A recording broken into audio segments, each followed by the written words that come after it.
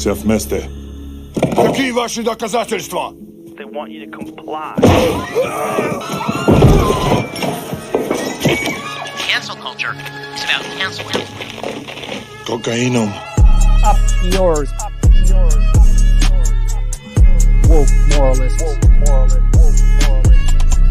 Up yours. This is systematic bullying that's happening. Woke moralists. Up yours. And they believe that they can then Woke shut us moralists. up. Up yours. Woke moralists.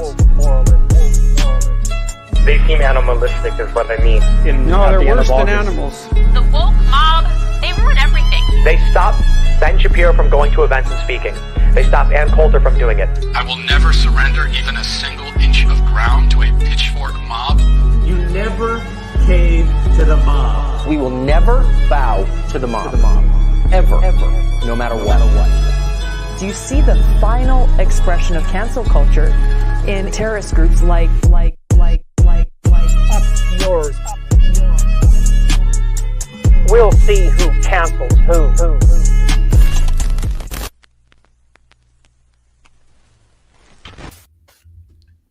Hello.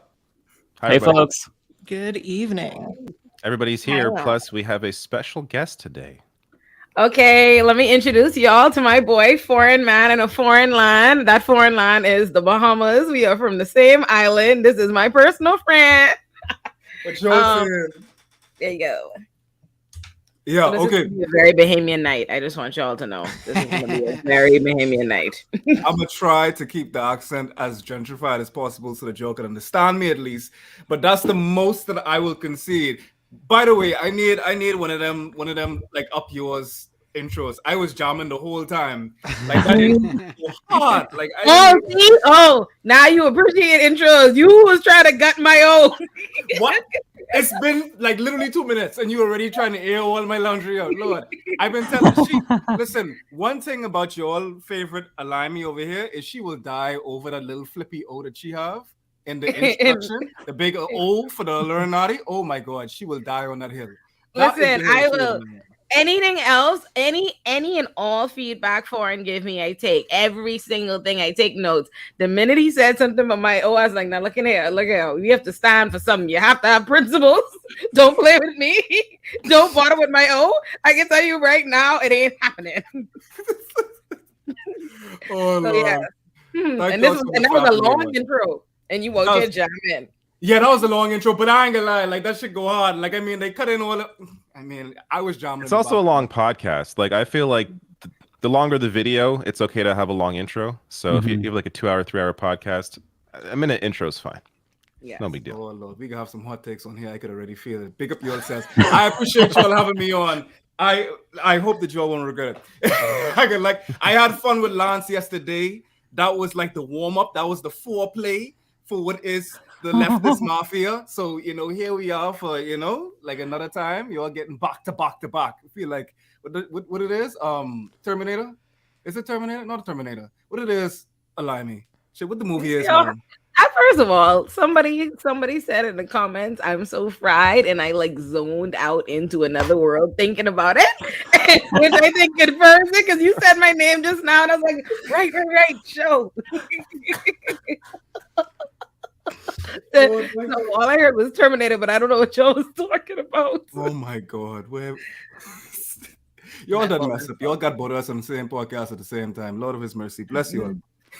I'm excited because I don't want to talk too much today because I took today off, so I have like no idea what's going on right now. There's like a lot of news around Tennessee. I will get to it, but I'm really confused about all the news today. Yeah, there's a lot happening. We'll get to it all though. I did not take today off, regrettably, and so I have the deets. I know that Blair was talking about it beforehand too, but yeah, there's a lot of really fucked up dystopian stories. So yeah. I'm just distracted by the description of going on Lance's show as foreplay. I'm really. You had to bring that back. I thought I was just going to let that slide. I'm happy you did. Well, no, because I wanted to mention what you said at the end of our conversation, which it was awesome, by the way. I had so much fun. You were like, we just spoke for I think like an hour and a half, and like there was no cancel culture. There was no like I overstepped my bounds, you overstepped your bounds. We talked about difficult topics. I'm sure we're all over the place, but it was just a wonderful conversation. You know, we were just trying to like that. I totally agree with your take that like people who think that like, well, you can't say anything on live internet anymore. You'll be canceled instantly by the people. It's like it's ridiculous. You know, if you're in good faith having a great conversation about something, even if you're not like maybe directly in that group or something, the other people know, right? Like there's no malice. Yeah, like awesome. it's exaggeration, but I think what it mostly is more times than not, the people that are claiming that you can't talk and that they're being censored are the people that really feverishly are like brick hard, diamond hard, like literally could cut through cheese how hard they are because they want to say the N-word. They want to say the N-word. They want to say the trans women aren't women. They want to say all the things like that you normally say quiet. They want to say that out loud, like with their whole diaphragm. And the problem is that in civil society, the Lockean, social contract that we have today, like you can't say fire in a crowded theater. You have to, even if you're saying them things, like you have them things inside your head, you could disabuse yourself of that. But at the end of the day, you're not gonna invalidate someone's experience. Which, if you follow, the Serfs, if you follow any of y'all been retweeting just basically rage bait for me. Every time when I open up Twitter, I just look, and the Serfs is the first thing I see, and it's just. Oh, Lance is always deep into it. Yeah, me going hard on in the meme wars. I feel that's my best contribution though. Like even my enemies acknowledge that. Like the nicest compliment I've ever had is like, Lance, I don't like your politics, but I follow you for the woke lulz. I was like, that's kind of wholesome, like okay. For anyone that doesn't know your YouTube channel, do you want to talk about what you do there and all that? Yeah. I be forgetting, I ain't gonna lie. Foreign man on the foreign land, my big envy them, woman them, and man them. I basically use my political science masters to disabuse people of their bigotry as I am disabusing myself of mine. I think that's one of the things that people enjoy about the foreign land, which is that I don't perform perfect leftism by any means, not because like I think I'm above it, but because I'm a terrible actor at that. I have jumped in front of all of the different phobias and isms that I have been authors of, whether it be homophobia, I wasn't even on transphobia. In the Bahamas, like we ain't even on the transphobia yet. We still dealing with sexism. So like, there's steps, there's levels, there's steps to bigotry, So I mean, like we ain't even there yet. But we getting there. But things about growing up as a Caribbean conservative and then not like hard C, but like lowercase c, socio-conservatism. In the Bahamas, we enjoy our welfare system. So not fiscally conservative, but like the Bahamas is very conservative. Incredibly conservative. Like, do not be mistaken. Very conservative. Like, and like highly xenophobic and very Puritan about what is a Bahamian, who is a Bahamian, who counts as a Bahamian. Like, I did not count. Born and raised in the Bahamas, I count now because my people love me. I claimed it right in the public space. But growing up, no, so you are African. The African name. Why your parents name you that? I don't know, Olay. The way you're describing it, arguing over who is a real Bahamian, that sounds a lot like leftists. Who's the real leftist? You're not a real leftist. Trust me. Oh, Bahamians, they give it a while. And Bahamians are very like, it's not how like the conservatives in America, the right, are very corny. Like their jokes are not good. Their attacks don't make no sense. You know what I mean? No, Bahamians are very funny and very disrespectful. And so it's you can't beat them. You can't beat them. And the overwhelming majority, you can't even try. It's so hard. I tell Ford, I'm like, it's much, much harder to be an advocate like this at home, because the answer is you don't get tired of talking shit. Oh, okay. That's what you give a whole dissertation. Payments would be like, the fuck she think reading that? Or like they just none of that. You thought you was smart, girl? Shut up. Like, and I mean, like, and we can't even do credit to it. And it's like, it's a Caribbean thing in the sense that it is across the entirety of the region to varying degrees. But let me not like be mistaken. It was endowed to us. We inherited our bigotry. You know, we are not authors of it. We make it good. We are adept at our bigotry. Like, mind you, our bigotry is hit. American bigotry has fallen off. Y'all ain't getting too creative when it comes. North American bigotry, taking like the peak of North American bigotry was probably like 2016, like Trump Factory, Rush Limbaugh. We talked about it yesterday. Like, them fellas was in their bag with their bigotry. Like, they knew what they were saying. They were on point with the messaging. The left needs to do better with the messaging. However, in the Bahamas, we make bigotry funny. That shit hits. Like, I talking about it stings and like, yeah, you know, and like, and the point is, does that make it more dangerous? Yes, because Rodney Munka is a national treasure. Yes, yes, because we have like, oh my God, I wish y'all could see Rodney Munka. Like he in a different lifetime, he should be like the greatest comedian of all time. But unfortunately, he's someone steering the minds of the people. But Rodney Munka, he'll get up and say stuff like. I'm sorry. No, you know what? I ain't a mock. I just thought about it and I heard myself try to repeat Rodney and I'm getting canceled. But you can't say it though, because all it takes is for one person to clip that and they can say Olayemi said that. Right. Like boom, and right. that's it. But he's so funny. Like there's this okay, let me give an example. So there's a newspaper in the Bahamas called the Tribune. It's run by a bunch of white people. And then, so anyway, there was a hurricane, and they both published two newspapers published article, and it said unlivable. One said unlivable, and one spell it wrong. And like he said over here it says unlivable. Over here it says, oh my God, I am so embarrassed. The white people them. Unliveable. Oh my God, I am so saddened. I am so saddened. How you get this wrong? Oh my God, Jesus, the white people from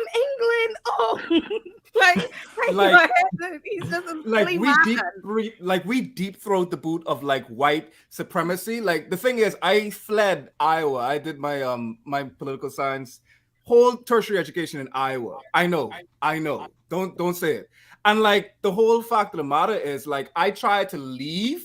I had to flee the country, not because like I had warrants or anything like that, as the right would want you to believe, but because I was just drowning in a sea of white. Like I was like blinded by the white. I had to bust one of these, like, you know, like when you go outside first thing in the morning and it's just that white. It's bright outside, and like I have to do one of them. Like that was me, and I was just like, I can't take this shit no more. There ain't no seasoning on the food. Everybody, like, I get followed at Best Buy. Fuck it. No, I'm gone. I'm out of here. So, like, I go back home. I eat some conch salad, drink a Kalik.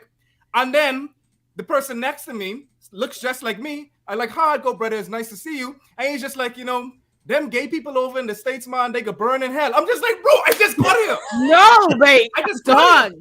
Oh my God. And I'm like, the Bahamas will literally, like, you don't understand how bad it is. Like, you don't understand when it's the majority. Like, our newspaper will say it, like, so like, and I like that's crazy, but it'll be like, gay person is killed in the article. The headline will be like, I can't say the word, go into hell. Like, that'll be the headline. That'll be the headline. Like, and that's the problem. Like, it looks like you. So the white supremacy, the colonialism, it looks like you. It's familiar, and it has the panoply of being, you know, melanin. So like, it's one thing for me to like try to fight white supremacy that looks like Donald Trump. I could speak to the choir in the States as far as just like having a leftist community and saying, you know, yeah, like progressive values, whatnot. When I come home and I, you know, see on a regular basis an exorbitant amount of bigotry, how do you address it? Because it's not like it's white folks doing it. It's the racial dynamic is gone. So it's just internalized misogyny, internalized homophobia, Puritan values, like Olayemi was saying. And I've kind of like changed it around. So I fled Iowa to get away from the bigotry, just to realize that now I'm getting it and it just looks like me at this point. So I mean, I'm curious because, like, in the U.S., there's a lot of things intertwined with the bigotry, white supremacy certainly, but a lot of it also stems from like evangelicism and like this religious fundamentalism. Is that a component of the Bahamas? Bahamas is constitutionally Christian, and if you let it, and this is how we say it. This is how you have to say it. This is a Christian nation. Okay. That's how you have to say it. Bahamians are constitutionally Christian, religion, every school, everything is. Every single thing, like the whole, yeah. So we have a Christian council. That is the worst thing. My God! I personally believe the Christian council is one of the worst things in the Bahamas. Me personally, and I don't know if you remember if you experienced this as a child, foreign, but I remember when we had to lobby to get Harry Potter in the movie theaters. Like I remember, which is crazy. Which is crazy now, given like Roland's politics. It's amazing. Like we were trying to get her. Turns out the Christian Council was right. That was a big thing. That was a big thing. I remember I had to go to my Grammy for the whole presentation. I was like, Grammy, check this out. I'm like, you know how all the fairy tales is just the battle of good and evil? She's like, yeah, same thing. Oh, you wanted something, you want, but I had to petition her, and that's the only reason. Try to change the tides because the Christian Council wasn't having it. The Christian Council is. I remember when they put out, they had everybody thinking the Furbies was possessed by. You remember? I remember these stories about Furbies being possessed and like demonic or something. Listen, don't let Bahamians hear anything like that. They already think something in the water in the States, okay? They heard that, and I've never got a Furby to this day. I remember that. I remember my Grammy reading that like Bible. The Christian Council. They holding us back. They're holding us back. To be fair, though, I think that they were right about Furbies being demonic. There is something inherently evil about Furbies that I can't explain. They're just very creepy. Probably right. I myself am scared of dolls, so I wouldn't want a Furby in my house at this. Yeah, but no way. The Christian Council, despicable. A despicable bunch. They came out. We had a referendum that was basically this encapsulates it perfectly. We had a referendum not recently, this was like 10 years ago, and they essentially were saying if women could pass on citizenship to their children. It was when I was in college. I remember this. Citizenship right now is patrilineal. So like if I, a Bahamian man, have a child with an American woman, then the child will be Bahamian. If a Bahamian woman, But if I have a child with an American mind, the child ain't gonna be Bahamian. It could be born in the Bahamas. Sexism still. Listen, Bahamas don't play. But you have to understand how deeply embedded the Bahamas is in our bigotry. We ain't like in the States, like how y'all could all this free talk about it. No. Okay, we had a referendum to change that, and like I graduated college in 2015, so like 2014, Bahamians, women included, overwhelmingly voted to keep it. Bahamians still regularly debating marital rape on a day-to-day basis, and oh my God. But you don't understand. When I go back home, my head is spin. I be like, Lord, like the whole time I'm in the States, I'm like, oh, Bahamian. I go home, I'm like, oh my God.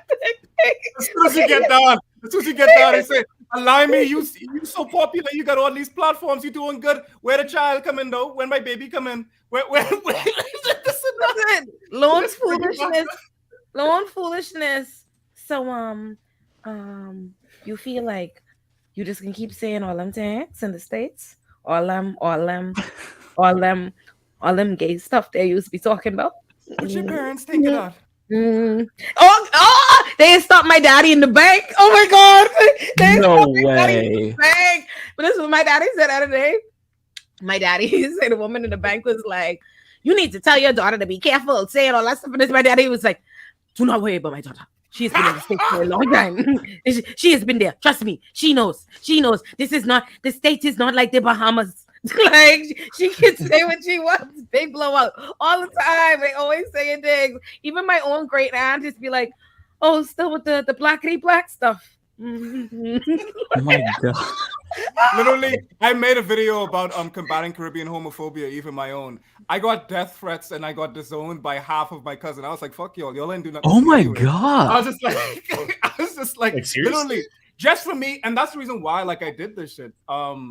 Because like I was just like, okay, I want to get out ahead of this, and I know that my language, the homophobia, is so built in that as I began to get a platform, I realized I was just like, I'm probably gonna slip up and say some very homophobic shit.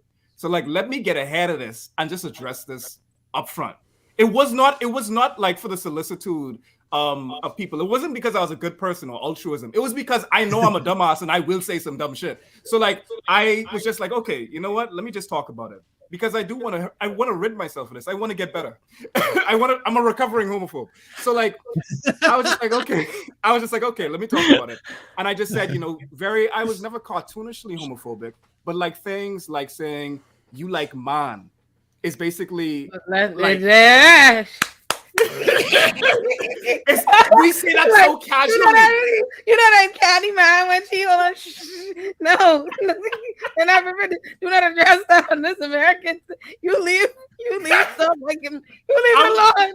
I'm saying some things that I should not be able to say because literally it just takes one Bahamian inside this chat and like it's an APB on my house. Like legit, like no, you leave that alone. Next question. But like for real, like it's like casual things inside our verbiage, inside of locution. So like it wasn't saying like that it's gay. It's basically saying that, oh, whatever you're doing, I don't like, so I'm equating it to being gay. And I said basically how that language in itself creates an environment that makes it difficult for people who are queer or may not even know that they're queer, and people may not be out. And even though you're not saying it maliciously, it's still malicious in effect. And when I made that video, I literally got a message from my dad. My dad is literally in the government. And he's just like, son, my secretary just brought this to my attention. What are you doing? I thought you were studying law. Oh my God. And from then on, like I got cousins and everybody saying, very big in the Christian, like using the protection of Christianity, saying, oh, Sodom and Gomorrah, this Bahamas, it's gone to the dogs. The Christian values that we founded this great nation on is going away. It's in the vaccine. Literally, we have people people talking about the vaccine still, saying that they're waiting. That's Rodney Costa too. Rodney Costa too. Rodney's our Trump kind of. Yeah, he's our. But Rodney's so funny though. Like he way funnier than he ain't Trump, but he's funny. Rodney funny. Hold on. You talk about this. That's probably one of my favorite Rodney clips. Y'all move on. Y'all just take the show before we turn this into Tennessee, hour. Yeah, talk 20 minutes. I'm sorry. This is really interesting though, because I had no idea about like the social conservatism, and it is hard to like deprogram yourself because I grew up in like the church, and it was like I was brainwashed from a very young age. So deprogramming yourself like takes so long, and like trying to unlearn all like the bad habits, it's impossible. Like even today, like for me, like I am trying to unlearn like the weird tendencies that I had, like that was embedded in me, like from a child, like these weird stereotypes about gay people being like perverted or overly promiscuous. Like I always try to be like the good gay because I'm like the only one that my family knows. So it's like if I fuck up, then they hate all gay people. That's what's on the line, So it's like, yeah. So it's like, but then again, you try to unlearn that because it's like, no, this is me kind of like internalizing this idea that they think gay people are inherently evil when I'm just a normal person. I shit. I'm just like everyone else, So I want to bust some nuts. I shit. I do other things. Like, that's what it's all about. Poops. Yeah, and like it's like, and that's so equatable to like the Black experience too, because when like for instance, unfortunately, Jonathan Majors, who like literally like you could stand in 1 second, and then like a week later, all of this shit comes out. And his lawyer is literally out there.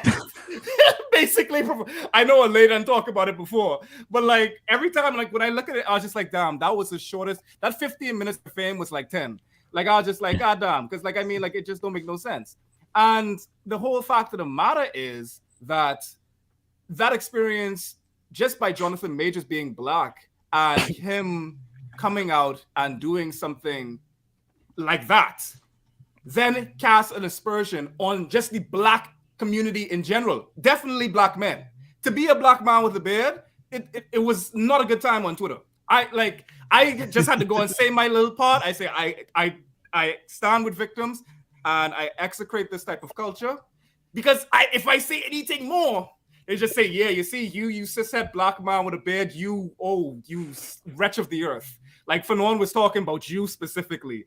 And that's the thing, like it's a monolith. Like gay folks, queer folks, marginalized experiences, they make it a monolith because that's how they erase culture in general. And by they I mean whiteness. It's a system.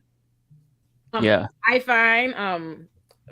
find a Rodney clip. Y'all have to. I sent it to the Leftist Mafia chat so y'all could play just to give you. This is Rodney. Rodney is a clown. He have a media show, but they go on and give Rodney a position in Parliament, and so the news could ask him, what do you have to say about your critics? They say you shouldn't have this position. Go play the video. Play it for the people. No, why? I said, it's still sending. Oh my God! Why don't? That's broken Twitter. There's a chat right on screen. It's just Streamlabs. You can send it if you have the link through the private chat. Streamlabs. What you say? Trying to stop you. The thing we're using right now to stream this, there's a private chat link. If you click there, and then you could post a link in there. Right. It's it's sent. Thank God. Oh, no. Oh God. Oh, you uploaded it. Okay. It's sent. Yeah. David's looking like, goddamn, what is this? I just got to figure out a way to. Is this TOS? Like. There's no way for me. It's not going full screen, so it's like a little tiny. What? Why is it not working? like that? That's oh my God. Twitter's like it's opening and closing. I don't even know what's happening. It's Twitter. Like it's Twitter. It's irrevocably broken. Everything, man. Why is life like this? You could hear the audio. I could do. I mean, you just can't see the guy. You should. Or barely see him. You got to get the full effect. No, but you're getting robbed. We need visual representation. You know what? Let me. I won't tweet it because I have to explain to these Americans. You will get off screen and they'll just be like, Olayemi, you're platforming bigotry. Just be no. This video. I have this video. This video is in the favorites in my phone for the day I need to truly respond to some controversy. This is my former, my soul reply for it. I've had this from the minute I ever seen it. I was like, favorited babe. I was like, this man right here, he know how to deal with he know how to handle things. Oh my God. He's crazy. Mike, you have a beautiful beard, by the way. You too, Matt, and David. But I mean, I'm very partial to Mike's beard because I'm trying to get that girth. You know, that's me. I aspire to have. Just leave the sexual innuendo alone. That's just normal, regular and normal over here. I gotta figure out how to send this to them. Wait, Mike, can't hear you, Mike.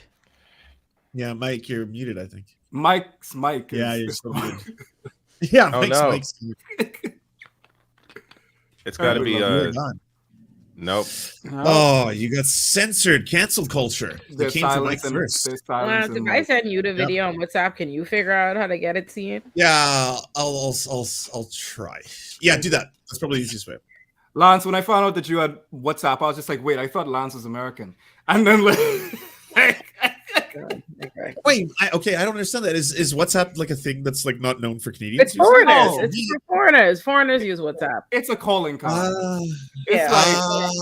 Interesting. Okay. It's foreign. Exactly. You're foreign coded at that point. Like if you say something, like if I see WhatsApp on your phone, I know that somehow, some way you're not from America. You're not North American. Well, WhatsApp is really big especially in South America. It's huge. WhatsApp. Yeah. It's massive. A lot of other parts. India uses WhatsApp more than any other social media, I think, right now. Same thing in the Bahamas. Yeah. I feel like Canadians use it though. Like family of mine. Yeah, you guys are foreigners. Yeah, you're America lights. You're dying America, okay? You're not American, so you're foreigners to me. When I saw that truck rally, I was just like, God damn, they want to be Americans so bad. Why? Like, I'm just like, oh, I know. Oh God, I covered that garbage. We could go off on that for an entire 2 hours. All right, I'm sending it to the chat. You should have it now, David. I converted it into the send space. It should work. You just got to download. Oh, there we go. They say, hey, Mike, is your mic fixed? The file has been deleted and cannot be restored. What? This is literally. Listen, y'all are blocking your blessings. Rodney is a menace to society. Oh, These now are it's all different. These are all. Listen, I think the system's trying to stop this from coming out. I think the Bahamian authorities heard, or they're monitoring the stream. They heard you commend his beard, and they were like, "No, we're not having this. We're cutting this." Take that shit off. No, take that down. I can show we're cutting his mic. We're breaking the videos. I've never seen censorship like that, Mike. It's crazy. Right, here we go. We link. Here you go. Okay, let's see this. Okay, hopefully we got it now. Because I just want y'all to. I'm so scared. Like this is. I wish y'all could see our Bahamian politicians. I just should do a compilation. We should make a compilation of like Hubert, Menace, just Menace and Rodney responding to things. We have, and that's the reason why, like Cornbread too. Me and Lance were talking about this yesterday. Cornbread too. The melanated equivalent of bread tube is so important because like y'all are gonna Shapiro, Peterson, Matt Walsh yourselves to death. Crowder. I cannot even control anything here. This is an uploaded video. They're not saved. You gotta start it over. Start it over. I can't. I have no control over this video. It's just like okay. Well then, itself. Listen. Hold up. All right, here we go. This is as loud as it can go. I can't do anything about it. Well, let's just be quiet. What do you say to people who question why you were given this position? I think they're not saved, they're not sanctified, and they're not full of the Holy Ghost. All right. Oh, he's so fucking unserious. Oh my god. It's right down the brass tacks, you know. Listen, Rodney is. You are not saved. They said, what do you say to critics who say you should not have been given this appointment? They are not saved. They are not sanctified, and they are not filled with the Holy Ghost. What do you say to that? That's the point. Like, what do you say to something like that? And that's what we're trying to say. Like, it's just you can't. I mean, beat this sounds like a lot of conservatives in America as well. Just different kind of. Quick question: was the movie? Was the movie There Will Be Blood very popular in both the Bahamas? Because he looks like he's dressed like he's from that movie. What? That's a skylight going down. Right here. The guy looked like he was about to actually just say, "Hold up on your questions. I just struck oil." He's a prospect now. Okay, yeah, y'all take over the show before we Bahamian it up. Yes, please. We're sorry. That was enough of the interlude. We're sorry for the Bahamian hour. This is what was gonna happen. What? Like, awesome. What are you talking about? Stop. Are you Canadian? Stop apologizing. Can you hear me? Yes. Okay, it worked. Okay. Mike got it. I was like, David, let me in. Please. David. I had to text you. That reminded me. Yeah. You're all the way down there at the bottom. It's hard to see. It was like one of those nightmares where you're being like murdered and you're trying to scream, but it's just silence and nobody can hear you. Or when you wake up and you can't move. That's the worst. Yeah. That's how I felt like, but I'm back and I feel like I'm alive again. I was saying, Foreign, thank you for the beard compliments. And I think that it's because we're both poli-sci masters that we have an affinity for beards. It's like an appreciation. Like it comes with the scholarliness of us, right? Oh, okay. I could see clearly now. Yeah, for sure. That's definitely what it is. Now I could see like the jadedness too coming off too. Yeah, the cynicism of being science masters. Matt, you look like a political science master's. Honestly, you look like a doctorate. Actually, like you just things. Yes, bro. Like, I've never heard anyone describe Matt Binder in that way. Yeah, neither have I. I went to film school. I got a degree. I got a degree in film. That's it. I did not know that. That's amazing. I did not know that. Where is my light on? Same here. But well, more focused on broadcast, video production, news production. But yeah, all of you. Same with me.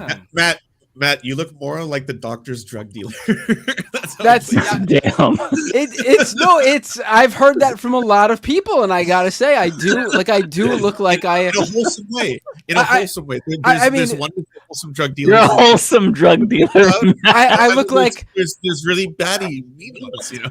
I also look like the drug dealer that probably samples too much of his product. I mean, I've been told I look like someone who uses drugs, and the funny thing is, I'm completely straight. You look like you look like you could be the brown version. All of us. You look like you could be the brown version of an Avril Lavigne music video love interest in the early 2000s. That's what I'll take that.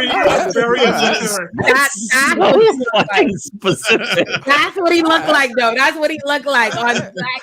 Like you could you see it. You see it. You see it. That was a fair call out. Yep. I'll be your skater boy. Skater boy. Yes,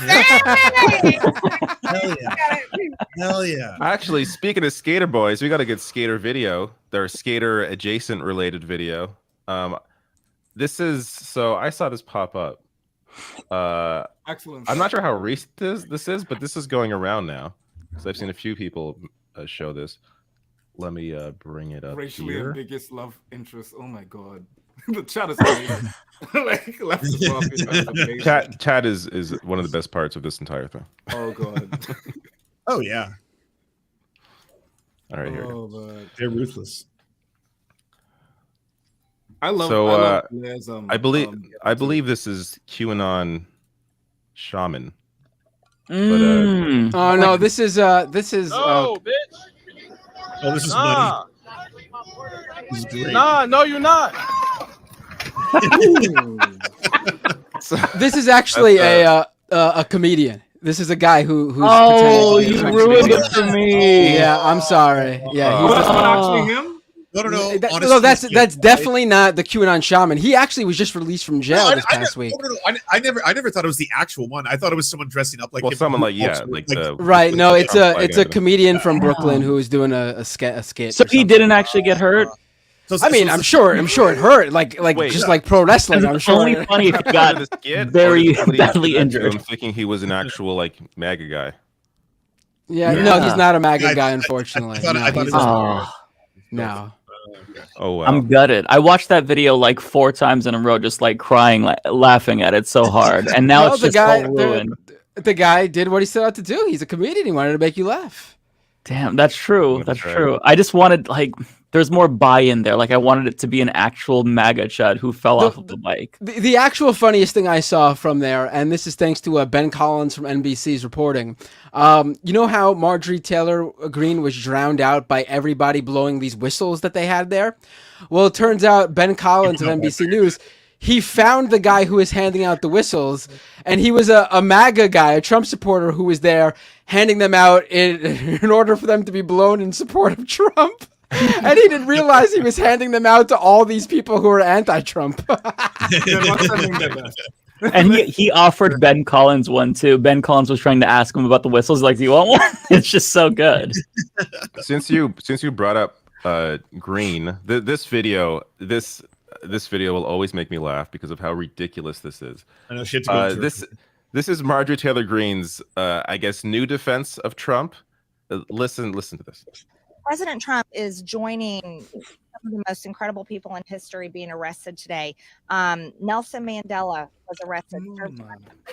Jesus was arrested and murdered by the Roman government. There have been many people throughout history that have been arrested. I know she's fucking lying. By radical governments, and it's beginning today in New York City. And I just can't believe it's happening. But I'll always support what he's done. It's just amazing. Mandela. You guys remember Michael Brooks's character, right wing Mandela? I mean, it's too bad he's no longer with us because he would have had a field day with that one. But did you see the follow up clip to that? By the way, when the two of them ended their interview. I don't know if they kiss or something? Yeah, I just posted it in the. Please play it. It's even funnier than that clip. In the private chat. Well. Yeah. Well, David's queuing that up. I'm really sorry, everybody. I have to take off early. I have a appointment I have to go to. Yeah, I'm very, very sorry. I love all y'all. Bye, Lance. We'll miss you, Lance. He's an amazing person. Talk later. Have an awesome end of podcasting. Oh, and who wants a raid? I'll send my audience to whoever. Send it to me. I'm on Twitch. Okay. that Twitch thing, like, is so different from YouTube. I don't even know how that thing goes raid. Like, when I first heard that, I was just like, wait, is this good? Like... Yeah, when I first went to Twitch, I'm still confused. By Twitch. So, but this is the last, I thought that a raid was bad at first because one of my commenters was like, "Oh, you just got raided, Mike," and I'm like, "Oh no, what does that mean? Is it like a bunch of Nazis coming in? Like, what's going on?" So, all right, bye bye. All right, so, all right. Yeah, they're dating apparently. So this is what? What type of kiss was that right-wing anyway, though? broadcast. Like mine went for a whole forehead. He missed everything. All right. Babe, why this man look just like brain? Like all right. Pinky in the So, brain. Look at his head. In the brain. Pinky in the brain, head ass nigga. It's fucking crazy. Oh my god, he does look like awkward embrace ever. Yeah. Uh-huh. That looks like me when I was in my straight face kissing my girlfriends. That was weird. That was awkward. That was not normal. That's like a grand kiss. Like that's like what that's so crazy. No sense. Like these people. This is what you are taught in J school. That at the end of an interview, you give the interviewer, you give your subject a smooch. Normal, regular. Right. Is this what you do, Matt, as a journalist? This is what you do as a journalist, right? Right. I mean, I almost had I almost got that interview with Trump, and the real reason I wanted it was to plant a big old smooch on his face. I mean, you get all kind of spray tan on your face. You leave bronze.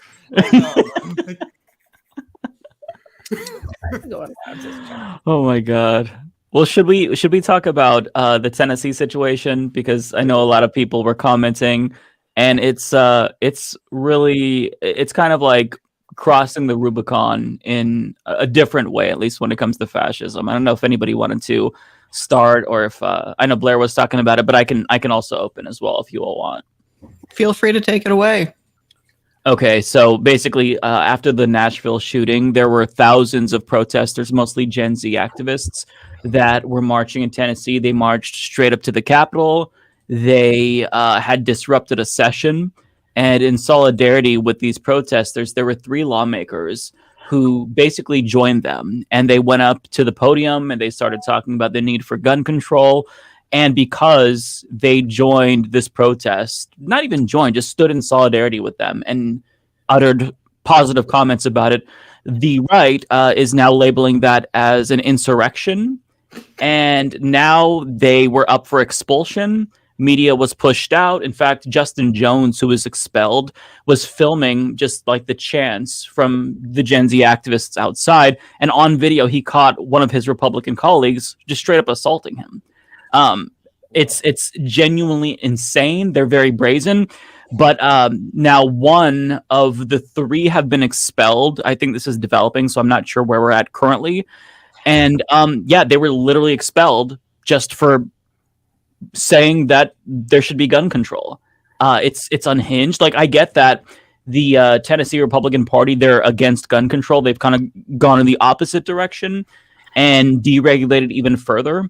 But this is like next level fascism. And there's a lot of protests right now in Tennessee, and they're chanting "fuck you, fascists," because this is straight up authoritarianism here. Here's a speech from Justin Pearson, who it was either him who's been expelled or the other Democrat. Justin Jones was expelled, as far as I know. I don't know if Pearson is going to be expelled or was expelled yet, but he's up for expulsion. No, they were both expelled. There were 3 people up for expulsion. The 2 young black men and an older white woman, and they voted to not expel the white woman. Who, I mean, there's a message there for sure. I mean, the Republicans who made that decision are sending a clear message there. Just to be clear, but also we should also say that she's come out and said that herself too. The woman who stood with them, she was asked, "Why do you think you weren't expelled?" And she said, "Maybe it's because the color of my skin." Like, she's calling it out too. So good for her. I did read though that there's going to be a special election, and they will be allowed to run again. Like, they're not banned from running, and if they run again and win, they cannot be expelled again for the same thing. Like, that's it. So it's possible that these Tennessee Republican lawmakers just You know how Republicans were going crazy this past week about how we've turned Donald Trump into a martyr. I mean, they may very well have actually done that with these two young men. These two guys are going to have a big future, I think, in politics for sure. Yeah. This speech is really good. Let me just play this clip. That's if they're safe. And you are seeking to expel District 86's representation from this house in a country that was built on a protest. In a country that was built on a protest. You who celebrate July 4th, 1776, pop fireworks and eat hot dogs. You say to protest is wrong because you spoke out of turn, because you spoke up for people who are marginalized. You spoke up for children who won't ever be able to speak again. You spoke up for parents who don't want to live in fear. You spoke up for Larry Thorne, who was murdered by gun violence. You spoke up for people that we don't want to care about. In a country built on people who speak out of turn, who spoke out of turn, who fought out of turn to build a nation. I come from a long line of people who have resisted. Yeah. So they're great. Justin Jones, if you watch any of his speeches, they're incredible. It's clear why they made him a target, because it's not just this issue. Like, he has been holding the Republican Party accountable and really standing up for his constituents and representing Gen Z in a very loud way. And so they wanted to find some excuse to get rid of him because he's been a thorn in their side. And they did. Like, it's not just this issue, like gun control, like on LGBTQ plus issues, when it comes to, welfare issues. He is excellent. So these are two people who are leaders, and they don't like that they're leaders. They don't like that they're able to set the agenda because that's what they want to do. They want to monopolize discourse, and they just try to find some way to undemocratically remove them. yeah, I'm not surprised. I mean, I'm not surprised. It's just a reality. We can't constantly recognize that the Republicans are fascists at this point. I say it every episode. Like, yeah, this is the kind of extremism. This is not at all surprising. And I would like, in a different world, you want to. And first of all, yes, that speech is incredible. He's clearly an incredible speaker. And in a different world, you'd like to be like, oh yeah, he'll have a great career in politics because you see how talented he is or how great of a speaker is. But in this world where he's a black man, in that environment where those kind of powerful white supremacists have it out for him so bad that they would remove him, I think I worry about his safety long term. And I think that's something that doesn't get, I feel like, mainstream media will never delve into that part of it, because to delve into that would have to be to recognize the kind of dangerous forces these people are with the kind of things they've done, historic things, and the reality of that. And, it would change the tenor of the very, like, both sides, the way people try to treat politics. But a real thing is his safety. Honestly, that's something that I think about that in a situation where people have targeted him as somebody that is a leader, as somebody that they need to get rid of, as somebody that they would go to these lengths. So yeah, I hope he stays covered. Yeah, actually, give credit. This is this is Jones. I can play this as well if you want. Yeah.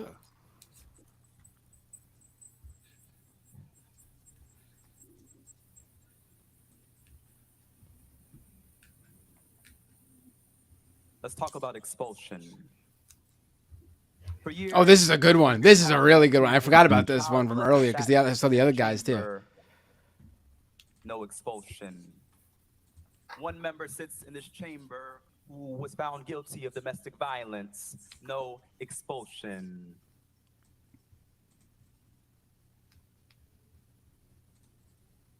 We had a former speaker sit in this chamber who is now under federal investigation. No expulsion. We have a member still under federal investigation. No expulsion.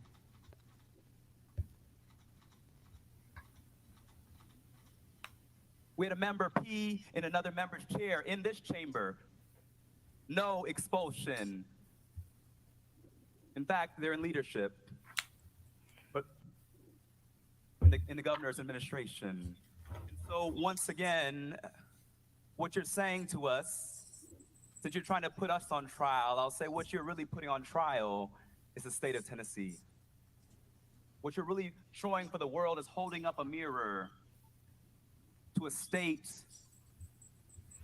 that is going back to some dark roots. A state in which the Ku Klux Klan was founded is now attempting another power grab by silencing the two youngest black representatives and one of the only women, Democratic women in this body. That's what this is about. Let us be real today. Yeah, it's like they're incredible.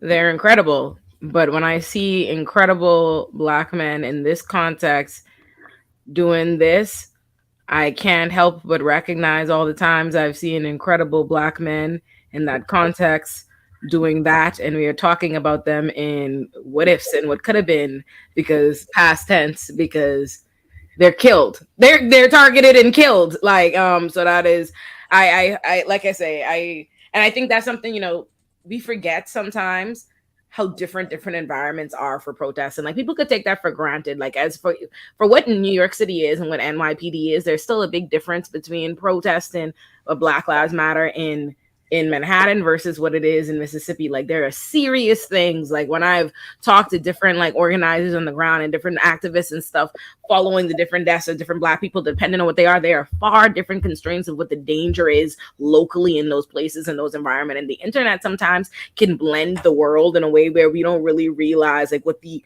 outside environment is there, right? Like that might be going viral on Twitter and we're like, oh my God, this person is amazing. This person is this person could be a great speaker, and but this person could be in their real life where they're at. They are a target and they are a person that has a lot to be concerned about and are in danger. So when I see two black men and a woman targeted on this level to where they have to give a very moving speech like that, because I don't know when last I've seen either a speech to the level of either speech they've given.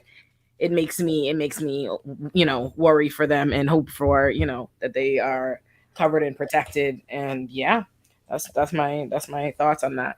And like a really, the point is also because people will have you believe that Olayemi is being hyperbolic with this, but it is actually very tempered and a reasonable response, because every black resistance movement, especially in the continental USA, has been either co-opted or just absolutely obliterated. We think of Black Wall Street. We think of, I saw people mention Fred Hampton, MLK, Malcolm X. It's a constant, it's not like this is not, and in the same way, when people are talking about the trans genocide that is happening and using those words extremely purposefully, it's because it exactly is. This is not hyperbolic. Like, this is not Fox News trying to say it's overblown, it's a psyop or something like that. This is, in fact, maybe like not even speaking to the level of severity we need to take it to.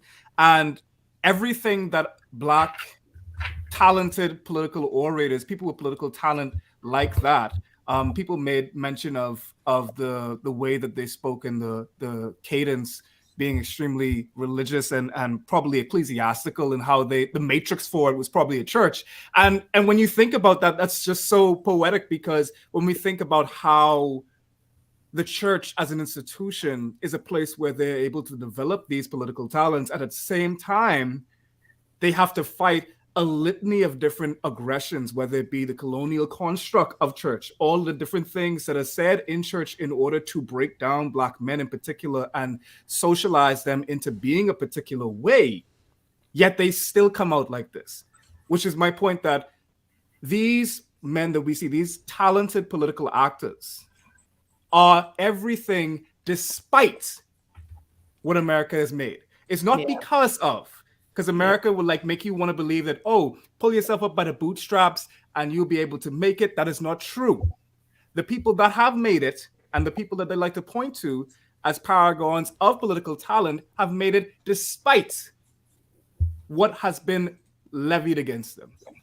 So these men, if they are able to actually realize their full political talent and get to the stages that they deserve to be on, it is not because of America.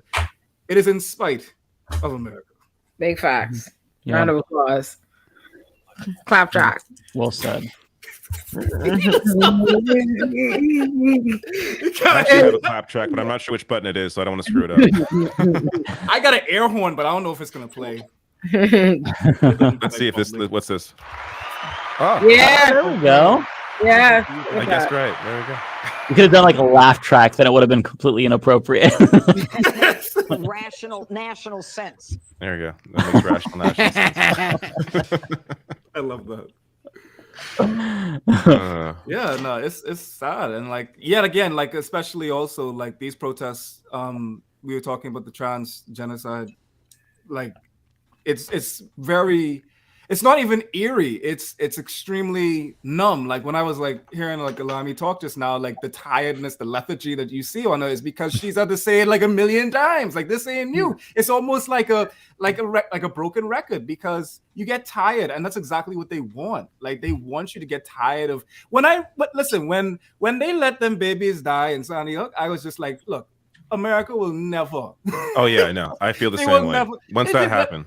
It was over. Like I was just like the gun Yeah. debate. Like I say, you lost. Like cause they will care more about their guns than their babies. They will. Yeah. Yep. Yeah. I have one more clip that's Pearson talking to the media. This is also pretty good. Principles, but that's what's being lost today. And so every Tennessean to be very concerned that we are not in a democracy. And across the United States of America, there has been no House members who have ever been expelled for exercising their First Amendment rights in a peaceful protest. This is a first in American history, and we are losing our democracy to white supremacy. We are losing our democracy to patriarchy. We are losing our democracy to people who want to keep a status quo that is damning to the rest of us and damning to our children and unborn people. It is no coincidence that the two youngest black lawmakers in the state of Tennessee and one or two women are on trial today. That is not accidental. This is what happens when you lose democracy. This is what we are fighting against and must stand up against as legislators and as people and as citizens across this country. Because it's starting in Tennessee, but it won't end here. Mm-hmm. There you go. Yeah, they're excellent speakers. Yeah. And even the afro, like all of it is purposeful with that. Like, and unfortunately, black hair is very political. But like even a choice like that, you think of Angela Davis, you think of the people that wear he knows what he's doing. And the thing is, he has to perform these political markers in order to access even the rooms and the possibility of influence that he's able to access in. So like all of these different qualifiers he's doing in order to get into these rooms. So I watch his career with a lot of eagerness and also trepidation. Yeah, rightfully so. It's just really dark times now, and I think that people they're starting to wake up to the fact that one of the only two parties in this country that are electorally viable is fascist. And I don't think that they really understand what that means. Because to all of us, it's kind of a foreign concept. Like we think about fascism back in history in World War II, and it's like inconceivable that could happen here and that fascism could be on the rise here. But it's like we're well past this whole identification phase, which is where I think some people are finally emerging, and we're into the implementation part of the fascism. Like you look to Florida and specifically the laws that are being proposed, and it is deeply authoritarian laws that require journalists to register if they criticize the government, laws that require universities to report on, I can't remember the specifics, report on what they're covering, if they cover any social politics or critical race theory. Like these are all the state seizing power for fascistic reasons. You see the way that they go after opposition in a very authoritarian and direct manner. Like this is all part of fascism. Like fascism isn't like one thing. It's a number of things. There's criteria. And as the years go on, we meet more and more criteria. Like we check more boxes. And we're starting to realize what that looks like. It looks like trans genocide. It looks like the disempowerment of political opponents in an authoritarian way. The removal of civil rights that have been fought for centuries. I mean, Roe v. Wade being overturned, it hasn't even been a year but that is monumental. Like to even recall that, oh yeah, we're back to pre-1970 America with regard to reproductive rights. That is no small thing. And for people who are kind of like in this privileged position to where it doesn't personally affect them, it will affect you eventually, because one by one, like each group, like everyone is going to be touched by this in some way. Because that's what fascism does. It is like the takeover of power, of culture, of all institutions. And so like we're seeing that. And I'm glad that people are starting to wake up finally and acknowledge it for what it is and finally use the F word. But we're kind of we're past the acknowledgement phase, as I was saying, and we need to be in the mobilization phase to stop it if it's not too late. Yeah. Blair, any topics in the question form? Yes, absolutely. So honestly, some of the questions, which I think are kind of back from earlier stuff, the questions want to know, what are some of the best Bahamian dishes? Oh, that one full circle. My favorite ever is the staple Bahamian breakfast. And let me just say this before I say this. It's gonna sound whatever to y'all, and I don't want to hear no slander. I'm ready to die about this, me and all Bahamians. But tuna and grits, that's my favorite. You ever Americans just react crazy? They start every time I say that on Twitter, they just come talking shit. Oh, I wouldn't eat that. That seems so. Who asked you? I thought you were gonna say, is it fresh tuna or you canned gotta say fire engine. Would you? Fire engine is good. Fire Sheep engine. tongue, baby girl. Sheep tongue. That's where it's at. Sheep tongue is tongue. fire. But You no, ate it? it's definitely tuna and grits, and then I like a conch snack more. Which you prefer, a conch snack or a conch salad? A conch snack, you mean like bamboo shack conch snack? Yeah, bamboo shack. I used to love a period. I used to be Wait, a what is period. that? What, I'm sorry. What is that? What is that first word you're saying? We need more explanation The of what magical conch. Like, you ever watch SpongeBob? Like the blow. Can we spell this? Because it sounds. I hate to do this. Yeah, It sounds like something else. C-O-N-C-H. C-O-N-C-H. Okay. You Okay. want to say conch. Conch is very Conch. Bahamian. Oh, conch. No, Oh, got it. Okay. Conch. It's incorrect. No. No. Oh. Conch. Chunk? I said no. Y'all in community with Bahamian people, y'all can't say conch, but I can say it's And you know what it is. conch is like a Bahamian, like you don't understand. Like that's very Bahamian, like conch. Which is why in Illuminaughtii have the conch shell of the week. It's called a conch shell, a jackass. It's like a Conch shell. donkey of the day. Yeah. Oh, conch. Yes. Conch? Okay. Yeah. Oh, okay. But we like have sort of like the robot from Pee-wee's Playhouse, Conky. Conch. I get that. White Bahamians are called Conky Joes. There's a fun fact. Okay. White like the conch, yeah. White Bahamians are called Conky Joes. So conch fritters is a Bahamian staple. Conch fritters, Scotch conch salad, conch snacks. We are conch people. We fry the conch and they make it into conch snack. I like squash conch though. I like squash conch with the. I like Scotch conch too. I like the Scotch body. conch too. Oh no, Yeah. I'm getting hungry. It's too late to be this hungry. Yeah. I know Olay was making me hungry with the fries. When I see the French fries, that's when it's like, okay, You see now that? I'm hungry. Yeah. Someone said, yeah, they're white Bahamians, of course. Yeah. And Yeah. they are just like, they sound just like us. So they're different kinds of white Bahamians now, mind you. They're white Bahamians who only want to be amongst white Bahamians, and they live on Spanish Wells. Island. They have pinpoint places. There's some white Bahamians like that, and then there's some white Bahamians that are the hyper opposite. But anyway, they sound just like us. They right there. They're the minority though. They're the minority. The Bahamas is overwhelmingly black. The black in the flag stands for the people. Like legit. Like no, like actually, the black in our flag is for the people. Thinking of becoming a white Bahamian myself. Oh Lord. I know if you could pass. You'll never be a Bahamian. We are I just tell you, we're very Puritan. Very xenophobic. So like we could spot you out. You'd be like Bahamians do not like foreigners. Okay. Unless they're very white the deep thing. It's a deep thing. It's very deep. It's very deep. It is very deep. You know, speaking of, hold on, what time is it in the show?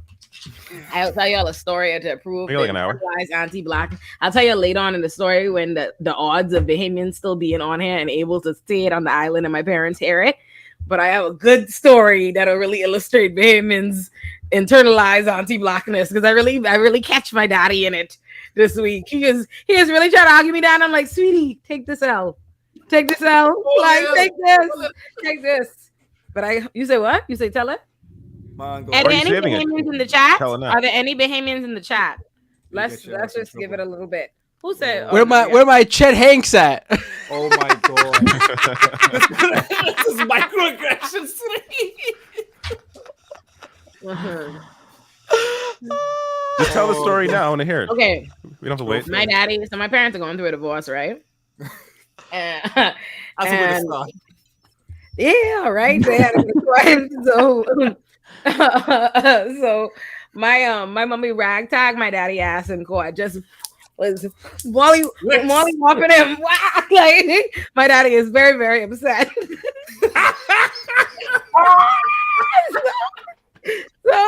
So my daddy, so my mommy lawyer is a black Bahamian woman. My daddy lawyer is a white Bahamian man. But my daddy feel like I can tell you who they is for it later, right? But it's like a Bahamian family, a white Bahamian family that been here for generations. They were once upon a time from a different place, but they are Bahamians. So, and they are racist as hell, but they just as anti-foreign as every regular Bahamians. So my daddy called himself, you know, because I'm like, here's my daddy's lawyer. I spoke to my daddy's lawyer, and it's very clear to me that my daddy's lawyer don't fuck with my daddy. And I know this because I'm a lawyer, and I know what it looks like when you don't fuck with your client, when you don't believe your client. And I know it because my daddy was like reading some allegations from my mommy, and my daddy said when the year was that my mommy said these allegations happened, and so I responded back with the year, and the lawyer was like, "Why'd your daughter say that year? Like he thought he caught my daddy like, yeah, I know you do it." I know this man don't fuck with my daddy, right? So the man ain't submit half the evidence my daddy had for his claim. The man just ain't submitted, right? And so my daddy there still trying to, you done fucking get your ass beat in court and you still can't accept your choices, right? So he explained it to me, what you must understand is Bahamians are very anti-foreign. You know what it is. I've been in this country for this long as a Nigerian man. The way that they treat you, the way they look down on you. And I'm like, well, yeah, that's true. That is true. The white man is a Bahamian too. And my daddy, I'm like, I don't know what you feel to understand. And my daddy's like, oh no, you need to understand. You know, they see they are from such and such a place. You know that I say Dad was from such and such a fucking place. I went to school with 5 generations of them. What are you talking about? For them, they're Bahamian. You got your ass whooped because you thought the white man was a better lawyer. It's okay. It's okay. You got fucked up. I'm gonna fuck you up in court hard. That hurt. That hurt, Daddy. You're gonna be okay. It's gonna be alright. Oh my god. Well, no, tell me, hold on, please. If y'all are Bahamian, do not say nothing on this island, man. I don't need my daddy coming to me upset. But he is. So he say. Now, my daddy, that's one man who don't listen. His lawyer tell him don't go in there being cheeky. Coach the man. How are you supposed to go in there? Now, my mommy lawyer asks my daddy, but piss him off how she asked him. Was like, so why did you marry her then or whatever, right? Now, my daddy in divorce court to say, well, that's the $1 trillion question. My daddy said the judge gasped. Listen, I was in Target ready to fall out. My daddy's on the phone like, and he's trying to explain it to me. He's like, see, you have to understand. Now, he talking to his daughter, the lawyer, right? He doesn't lose. He's already lost. So you would think he would understand and accept that he is wrong. He's still explaining. He's still trying to defend his logic. He's like, see, you have to understand, Yemi. The way lawyers think sometimes. You know, you have to say it to them in a way. I'm like,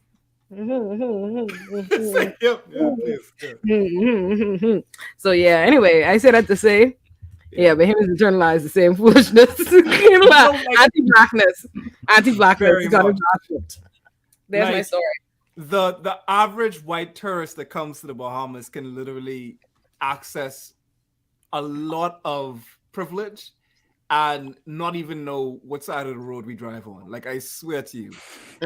Like, if I go to the bar and a white tourist is also at the bar, I can have $100 bill in my hand and I say, sweet mutton, beautiful, lovely. Empress, please, may I get Henny with Crown? I could say that at the top of my lungs with the deepest baritone. All this white boy with his straw hat need to do, his lobster, Dr. Zoidberg looking ass, all you need to do is come up inside the place, come to the bar, sit your ass down, and just said, miss, may I get, boom, boom. Big service, big service. Crap. She come there. Yes, sir. Yes, sir. What would you like?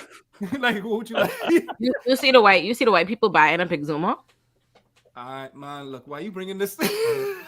Listen, I went to Exuma last year, and I saw so many. Listen, you don't understand how many white people I saw. I saw more white people than I am supposed to see people in Exuma. I say, what is this? I say, down in the bushes where we ain't paying attention, they are buying up all the land. They're buying up all the land. It's for sale. Like a lot of like the Bahamas is for sale, and I mean, like we also have like this constant debate about like Chinese, American, foreign direct investment and diplomacy. You have like a lot of xenophobia in that regard. Like you have some Bahamians saying, "Oh, the Chinese is buying up the place," and the Chinese. I'm more like, you have no problem. You mad because, let's be real, you're mad because they got like a little bit of tint to them. You're mad because they a little bit, they ain't white, they ain't pink. They got like a little bit of a tint because you ain't mind when the Americans building one of the largest friggin' buildings in your capital down square. If you see the American embassy, it is literally towering. I telling you, like, it ain't no 1-inch pinch. This is a long structure erected in the down square. And Bahamians will say, that's a beautiful building. That is a testament to architecture. But when the Chinese build you a stadium, a place for your public good, they could be all like, these dumb, rat-eating, dog-eating, like this and that, hide your stray dogs. They say all the shit. All of this. I ever tell you how they failed me on my driving test because my daddy African. Listen, let me stop. This better be a good story because I gotta say it sounds a little bit like an excuse. But go ahead. Yeah, that's why I failed 3 times as well. Yeah, that's crazy. No, listen, no, I'll say y'all. No more Bahamian hour. I will tell it another time. I can tell you about it for it. Like I can tell you later. No, because that industry is very corrupt too. Like you could buy a driver's license. The Ministry of Road and Traffic. I can't talk that loud. Hey, I need to stop. You didn't buy it? Limey, you can't say that. You on live? You can't say things like that. I would say my favorite. This is gonna sound very wild, but I love bribery in the Bahamas. Oh my god! I tried you not to say this. You like bribery? Oh, okay. Don't say it for me. I can say it. I can say it. Mike, please. All right, now I know you're lying about the story. You're just that bad of a driver. Even the money payoff couldn't pass you. Everybody's buying license in the Bahamas. That's big thing. What do you mean that's awful over? We have regular everyday bribery, man. Not like big great politician. The island is 21 by 7 miles long. We don't have no Trump niggas, man. Relax. It's like little things like give them a license, speed them up on the line. Let me get this earlier. But that's my favorite thing in the Bahamas is like, if you have a couple $100, no dilemma is unsolvable. Like I realized, listen, this last time I was home, right? That's the problem with capitalism, though. Like that. Hush, man. You focus on your big countries and leave my tiny island alone. All right. you let me enjoy something. That's my favorite thing when I get home. Listen, after every day in America, I'm acutely aware of the fact that I'm an immigrant. It impacts my everyday. Oh, when I go home and I have free reign. Oh, I'm like, yes, to me. Oh, when I was last home, right? So when we was growing up, you don't lie for it. It used to take months to get your passport. Like months. And it's still slow. It still is a thing like you have to go in or whatever, apply this. It take a while. So when I went I think the last couple times I was home, one of those trips I had to go to the embassy to get my new visa and stuff, and they tell you to get your new visa, your passport has to have 10 years on it or something, not expired for 10 years. I'm like, oh fuck, my passport has way less than that or whatever. I'm not gonna be able to get this or whatever. And I'm like, oh shit. Oh, and then immediately one of my family members just told me who I could pay $300 to get it done, and it was like got it done. And I was like, oh, woo, I love a hookup. Oh, I love a hookup. I was like, right. Oh, I got money. Here, man. Yeah, give me this. Problem solved. Isn't it better though if it's just like properly funded and it works properly for everybody? No, David. no, David. No. Cash is king. Listen, I love a hookup. Money run the road. I ain't gonna lie to you. Like, allow me, please. Like, you can say all it takes. And like, listen, you will get like there's definitely cases too, like where like police officers, all cops are bosses. Like, Bahamian police officers love bribe. The worst. Nobody like bribe like Bahamian police officers. Olayemi driving in the night, like literally, they will stop a Olayemi car. They'd whoop whoop, and they flicking go pull up in front of her, cut her off in traffic. Get out this car.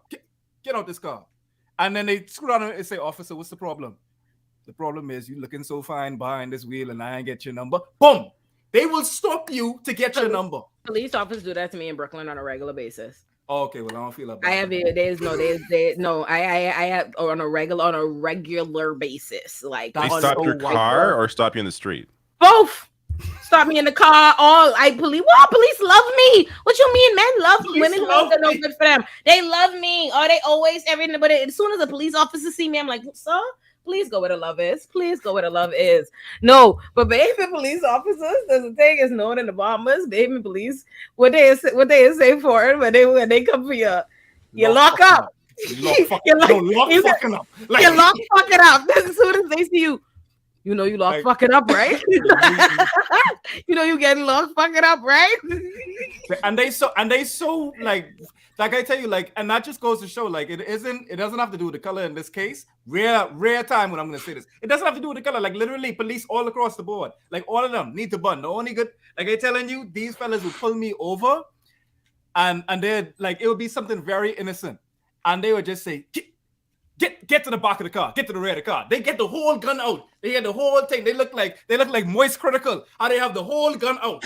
And like and they say, get to the back of your car. I say, so what happened? I say, you know your tint's too dark, right? I say, you gotta be flicking stop. No, my tint's too dark? You got what is that? A M15? And you got it on me because the tint's dark? Really? Bahamian police officers treat me so good. Listen, Bahamian police officers, so particular brand, the corrupt man, but they love a Bahamian woman.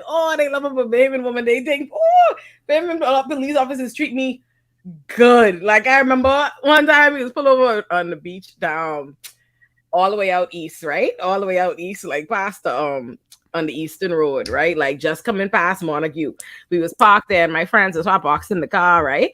And so what happened? My friend was in the front seat of the car, pissing me off. He keeps saying bunch of slick comments to me because he ain't like us in the States and I had an American boyfriend. He had an attitude. He feels some type of way.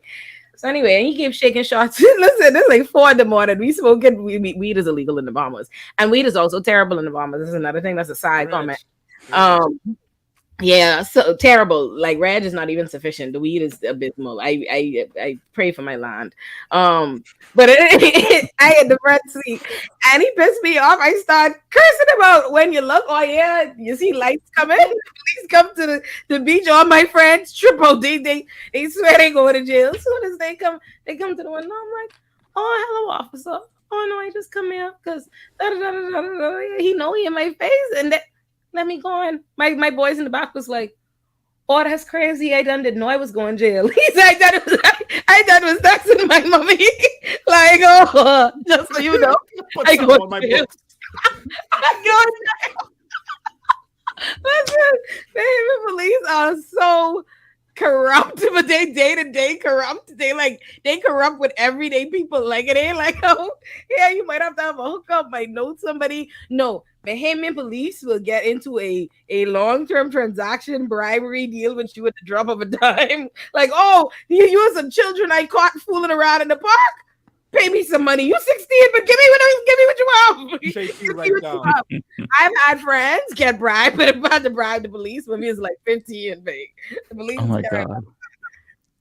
I just don't drive in other countries. Like I don't trust cops in other countries. So You shouldn't trust cops in your own Canadian country. police, I understand. Like I don't trust anybody, but like I understand them. I don't care if it's Iceland. I don't care where it is. Like I'm not driving on the roads. I'll take a bus. Listen. But yes, I'm sorry. We keep. This is gonna be Bahamian hour if y'all don't stop. This is what happens. This is literally me and Lauren all day. Blair, what do we got? Yep. Right, Blair, what's next? Let's talk about Clarence Thomas and the greed that came out, the fraud. This corn. Blair, you don't like us, eh? You make us talk about Clarence stuff. As I said, I took today off. Like I saw, so someone else has to intro this. I saw of this story, but I don't know enough of it to really. Okay. It's a really like multifaceted story too. It's a hard one to just talk about on the fly. But basically, I did a video on it today. I can. Then go ahead, Mike. Yep, I know that he's been flying around the world on big expensive trips, on big expensive private planes, living the high life on his 250 some odd K public servant salary. But the way he's paying for it is he's not paying for it. It's all courtesy of a billionaire Republican. Yeah, so right after Justice Clarence Thomas was confirmed to the Supreme Court, Harlan Crow, GOP mega donor, real estate magnate, basically became friends with him. And they got really close over 2 decades. He took Clarence Thomas on his super yacht, let him stay at his resorts, his ranch in Texas, took him on all these trips to Indonesia, around the world. And these trips, like individually, if Thomas and Ginny paid for it themselves, it'd be like some of them upwards of $500,000. But this happened for decades, and none of them were disclosed. Not a single one of them were disclosed. Now, the thing about the Supreme Court justices is that, their code of conduct says that they should avoid the appearance of impropriety. Should makes it pretty optional. But they do have to disclose these gifts that they get. Like members of Congress, they can't take a gift worth more than $50. And if somebody wants to sponsor a trip for them, they have to get that approved by an ethics commission. But for Supreme Court justices, those same rules don't necessarily apply. But Thomas was so brazen that he didn't even let anyone know that this was happening. Like you're supposed to like fill out these financial disclosures saying, hey, I got this gift. And on top of that, with these meetings and stuff, so Harlan would let him meet with other rich people. They'd have barbecues together. There's actually a photograph online of Clarence Thomas with like a bunch of like rich dudes who are all super wealthy. But we don't really have to worry about this because Harlan Crow claims that he's not trying to influence Clarence Thomas politically. So nothing to see here. So that's the crux of the story. That's the TLDR version of the story. Yeah, that's the picture right there. My boy is a fly in the milk. Oh my god! I will say that the artist behind this is amazing. I thought it was a photo when I first saw it. It's a painting apparently. It's a painting. Apparently, it looks someone really... sat and painted this. Yeah. Oh, I didn't know this was a painting. It says right there, a painting. It's very well done. I mean, when you got billionaires doing this, they pay for the most. Right. I mean, obviously they were sitting there while the guy painted it. I mean, this obviously is a portrayal of what happened, but it's a painting. Yeah. What is that in his hand? Yeah, there's also other conflicts of interest to kind of point out. So Crow donated to this statue. Oh yeah. Oh great. Yeah, I didn't even notice that. Cigar in his hand, khakis and sandals. It's hell. It's hell. the sandals. Yeah. Yeah. So Harlan Crow, Clarence Thomas's sugar daddy, also donated to the Tea Party organization that Ginny Thomas worked for. Sorry. call him Clarence Thomas's sugar daddy? Yeah, Okay, thank you. I had to contain myself. No. I mean, look at this. Look at this place they stayed at. Like, That's some cold shit. I ain't gonna lie, but it's true though. We call him a blesser. We call him a financier. I mean, look at how happy he is. I mean, who would think that his decisions were influenced here by all of this? Bitch. Look at him. He is just an IG influencer. All he need to do is just put his ass on the sink and like sugar daddy galore. Like, look at him. He is just, that is giving. It's giving like sugar baby on on vacation. That the sugar daddy paid for. Like he's not in the picture himself. It's just him. Yeah. Oh my god. I'm sorry.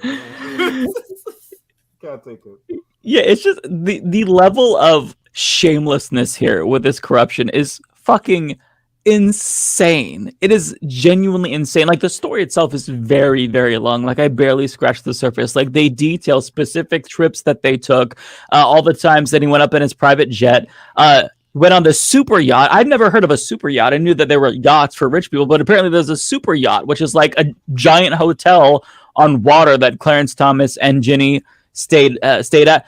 It is incomprehensible, but at the same time, like it's not surprising at all. Like I don't think anyone is surprised by the story because this is just like I think that AOC put it best in a tweet talking about this, where she said that this is kind of like what the Roberts Court is, like the decline of democracy, the rollback of civil rights, and just rampant corruption that is so in your face that they don't even care. Man, look at this shit. I hate this. This is setting me back. This is setting civil rights back.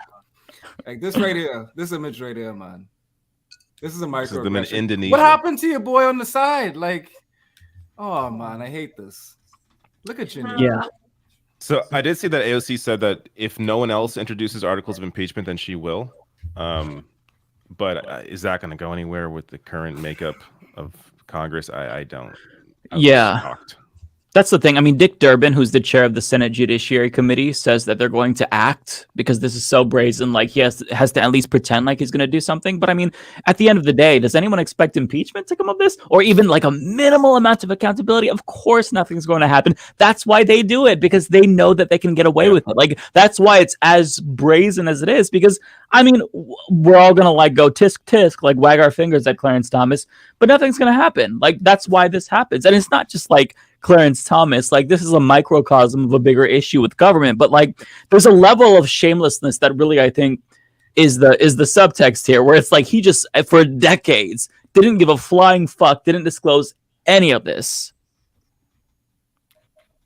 Yep. So his failure to report the flights appears to violate a federal disclosure law passed after Watergate. According to experts, by accepting the trips, Thomas has broken long-standing norms for judges' conduct, ethics experts, and for current or retired federal judges said. Yeah. Welcome to America, folks. I mean, again, the most shocking part about this isn't that it even happened, and I think that's what's particularly messed up here. We're not shocked that this occurred. We're kind of like, okay, yeah, this is exactly confirmation of what we thought was going on. We're just kind of messed up over how much audacity he had to just do this for so many years. That's what's upsetting. We're just like, yeah, we kind of knew this was going on. We just didn't have proof of it. But wow, it was really bad. Like, this is sad. Yeah. And what's especially stunning is that like our corruption laws and like ethics standards are already so low. So like when somebody actually breaks campaign finance law, potentially like Donald Trump, or violates the minimal amount of ethics requirements that are for Supreme Court justices, like there's already so little. So if you can't even abide by those lax rules, then like what do you even say to that? I mean, all you had to do was tell everyone, hey, this dude is taking me on his super yacht. And he did it again. Actually, every year we go for 9 days to his ranch in Texas. That's all that you have to do. You just disclose it. And sure, people will criticize you, but like, what the fuck are they gonna do? But he couldn't even disclose it. Like, this is corruption in America. Like, they don't give a shit at all. That confirms there was baloney going on for sure. Something was afoot. And like this is tactical because like I see this a lot in the Bahamas too. Like where we don't put on seatbelts when we're in cars in the Bahamas because like we don't feel as though there's any consequence, but we do as soon as we go to Miami because there's like this respect for this rule of law, like this idea that you will be held accountable. And I'm seeing like this, like just decadence coming, like this decline of rule of law being seen on a regular basis. And the danger of that is that it corrodes this belief in systems. I mean, you shouldn't believe it, but now you're getting this different, like this disenfranchisement on an individual level when they're saying, okay, my elected officials are being blatantly like just scummy, unctuous, like they're embezzling funds, they're paying off porn stars, they're doing all of these things. Ex-presidents are going to jail. All of these things are happening with impunity. So I mean, like, why should I like even believe in the checks and balances? Like when I came to the States, the thing that we always talked about is just like, oh, like checks and balances, like the States is so efficient and like things are just done so above board and behind, like over the books. And the Bahamas is just like, we don't like to, like, there's so many, as Olayemi was saying, like there's so many bribe systems, there's so many different transactions that happen that are not above board. And really, it's not that it wasn't happening in the States. It's just like now it's become so quotidian, so bold and brazen that you can't even say that. Like, and that's why it's so silly when like Americans like criticize banana republics talking about their free and fair elections when you all see what happening. Ain't no January 6th over here. Like, I mean, like, ain't none of the shopping. We have free and fair elections with very great political participation. Bahamians have incredibly high voter turnout. Bahamians vote. Crazy. Bahamians, like, we have like ridiculous. 80 or 90%. 90 Is it compulsory? We're in the 90%. No. Not compulsory, and it's that high. We're in the 90%. Bahamians do not play. Bahamians Wow. take our political party. PPLBF for them like a blood oath, like Gryffindor versus Slytherin. They showing up, they voted. And that's a big like rally season. Bahamian political rallies is like a thing. Like Bahamians go to rallies. Like it's a big political. Is there like a day off to vote, or like a couple days of voting, or is it the same as the US where it's like one working day to vote? One working day. Like no, when it's time to vote, is it like a day off of work? Or I think that we just like kind of have like a tacit agreement that we're gonna take off the vote. Like even if you're in on the clock at that time, like civil servants will do it. I know I got mine somewhere around. I have my old voters card. I've never got to vote.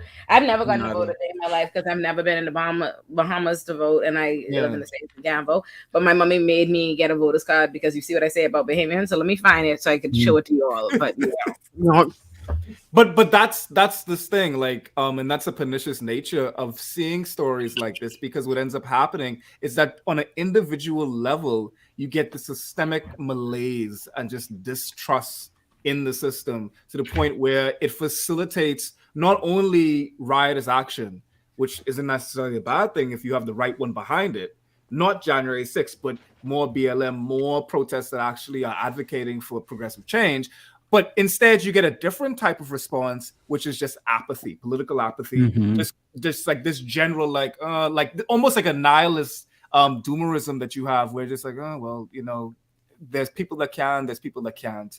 I am one of the people that can't. I'm just going to go back to work, be stuck in traffic all day, breathe in the smog, go to my soul-crushing job. I really wanted to go to film school and become the next Spielberg, but instead now I'm making someone else's dreams come true. Get off at 5. I'm so tired that I can't even think about the political systems that govern me. And then I crawl in bed, eat some ramen noodles, and do it over the next day. It's all designed to like be extremely soul crushing. I would want to look at numbers of like smaller nations and their voting and how much they vote, because I feel like you would have more agency, or you would feel like you have more of an impact in a smaller country with a smaller population than somewhere in like the US, where you feel like, oh, you're one of 300 million people, is it going to make a difference if I vote? Meanwhile, if you're like one of 1 million people, it's going to feel like that vote is going to carry a little more weight. But that's the funny thing is, I think what it is I think it's less about weight and it's about knowing, like closeness and knowing people. And I think and I'll show you how I think it impacts us positively in terms of voter turnout, but negatively in terms of activism, all right? Because in terms of voter turnout, Bahamians know who run in our country. We literally know them. We know who the politicians are running. We know their families. We know them. It's very tangible to us. It's very real. Like we see the prime minister and then we go to school with like our last prime minister's son was in my class, and he's like we know these people. So that politics is local. Yeah, so that makes us turn out to vote, right? I live from Nassau, which is the capital where all the Parliament and everything is from. It's 21 by 7 miles long. We know the people, so that makes you turn out for voters. But when it comes to activism, there's a thing in America or in big countries, it's so big, there will always be, even if you're in the minority, there will always be a bunch of people. There will be some with the internet world. You could create some kind of community online. You could insulate, you could have different kinds of hubs. America's a huge place. You could live in New York City versus Ohio or the Mississippi or wherever it is. You can have that kind. Not in the Bahamas. You like the people who will have a problem, the people who are the trolls cursing you out online are the people you about to see. You go to school, you know them. They about to talk to you like that in real life. You about to you know them for real. You can be ostracized for real. Like it becomes so it makes it hopeless because you are quite literally. It's like, oh, you're the one voice. You know what I mean? You're the one voice. So there's only a couple of that, and ain't nobody trying to hear that, and they will shout you down. So that makes people really, apathetic to activism. Like that was one of the things you first said when we first ever started talking. Or when you were like, I don't know how Bahamians like her so much, considering what her politics is. I don't know how you manage that. Listen, I could love bomb Olayemi, but there's not many. She's the most visible Bahamian leftist, like verbatim. There's really no other contest about it. And people in the Bahamas know about it. Now you see, my audience is extremely North American. My people in my community, I'm preaching to the choir. They are used to my takes, they're used to the leftism. I'm not saying anything too revolutionary to them. When my videos get into the ether over here, what Olayemi is saying is so true. If I was not a big black man with a beard that does MMA, I would be in tangible danger on a regular basis for literally just saying that trans women are women, gay people don't deserve fire and brimstone, and you deserve not to die inside your hospitals like cattle. I would literally get pilloried, hung from my knees in the square as a paradigm of what should not happen. I will be a deterrent. They will say these people should not exist because they are advocating for a basic human right. So the fact that Olayemi is out here where they're literally does the Bahamas not count as North America? I was literally I saw that and I was like no, not at all. We're not a part of it. I'm an immigrant all the time. We have nothing to do with America. We are in the Caribbean, and we used to when we didn't have independence, which we do, it was by the British. We have no relation to America. Yeah, the Bahamas. I cannot stress it that the Bahamas is not picking on you, but the Bahamas is not in a U.S. territory. We're not. At all. And it's not one island. It's 700. The Bahamas is a collection of 700 islands and keys, but we're from the capital, Nassau, which is 21 by 7 miles long. Yeah, foreign. No. So that's why when Olayemi goes on Twitter and in a very, very clockable Bahamian accent says something extremely progressive, that is a mind fuck to me. Because I'm just like, wait, hold on. And you see Bahamians inside the comments, and I'm just like, your average Bahamian will not agree with this. I'm telling you right now, transphobia, misogyny, misogynoir, sexism, ableism, all of the isms. That's a standard opinion in the Bahamas. It's mainstream. And that's the reason why, when Fox News, Tucker Carlson said that they be insensitive. No, fuck off. No, that is literally the bricks in the house that we live in. It is mainstream. It is as familiar as air. So when Olayemi is Olayemi publicly, visibly, I'm just like, this girl ain't scared. I said this woman ain't scared. And then that's the reason why me being home is so important to me. It's funny because people here know me from TikTok, where I just basically tell stories. I tell very funny, lewd, Bahamian over the top stories, and just not extremely political, but at the same time, I'm not saying things that are marginalizing anybody. So it's comedy without the bad parts. It's storytelling, which Bahamians are crazy storytellers. We hold it as some of the best storytellers. And it's culture is allowing me to tap in with my culture in a way that allows me to do what I'm doing here. And anytime when I get a little bit of spillover from my TikTok audience, which is extremely Bahamian, extremely Caribbean, like they come into the comments, and the first thing they say, "What is this woke shit? What is this dribble?" Like when they get to my video about gendering as a luxury, or like talking about Caribbean homophobia, they're just like, "Bro, I love you. I love when you talk about stories. Just be funny. Don't do this whole political shit. Just shut up and dribble the ball, basically. You know, like it's just like stop dabbling in politics." And it's hilarious how segregated these two parts are.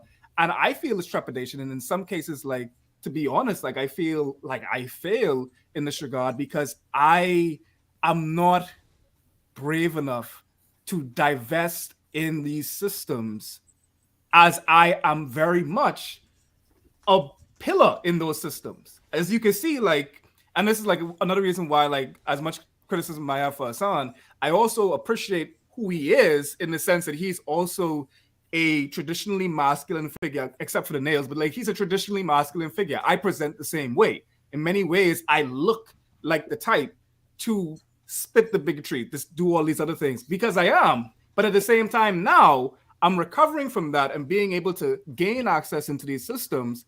I feel like I'm almost in disguise. I'm a Trojan horse. So when I get into these barbershops and I encounter the type of things that they won't say around someone that is openly and visibly progressive, nails the stereotype of progressive, they say things that they wouldn't normally say. And then they feel safe to confide in you. And then when I do like my small interaction, my local politics of like, okay, so you saying that you love women, but like you saying that what? Okay, what do you love about women? Well, I love how, you know, they clean and they cook, and, you know, I love how beautiful they are. I say, so you love slaves. That's what you want. You want a slave. And then like when you try to say and interact with the things, rather than saying misogyny, rather than using these academic jargons, but just engaging with what they're saying, and they're just saying, well, wait, what are you, like, what are you? Like, what are you trying to say? And then they clock you. And then once they brand you as, okay, you're one of them, you must like man, you're advocating for people's rights. Yeah. It's like it dismisses the rest of the argument. So I teeter this weird line where like I'm like a double operative. But Olayemi, and this is why like I will always secede to Florida, because Olayemi, she doesn't compromise with that regard.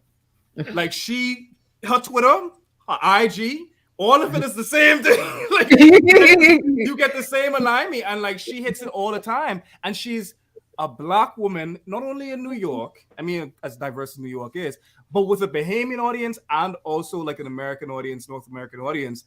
And I can only imagine what your DMs look like. I know what your mentions look like. I could see them publicly. But I can only imagine like the shit that you probably have to go through, the regular misogynoir, but also like the one that cuts the deepest is the misogynoir from home.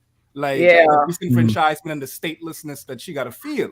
You know, I will say, so, you know, me and my daddy talk about that a lot. I've always been a stateless person in some respect, and that would always be the case because, you know, I'm Bahamian Nigerian, my daddy's Nigerian, my mom is Bahamian, and I have a very Bahamian family, and I'm born and raised in the Bahamas. I've never been to Nigeria, but Bahamians will never see authentically before now, like, let's exclude public figuredom.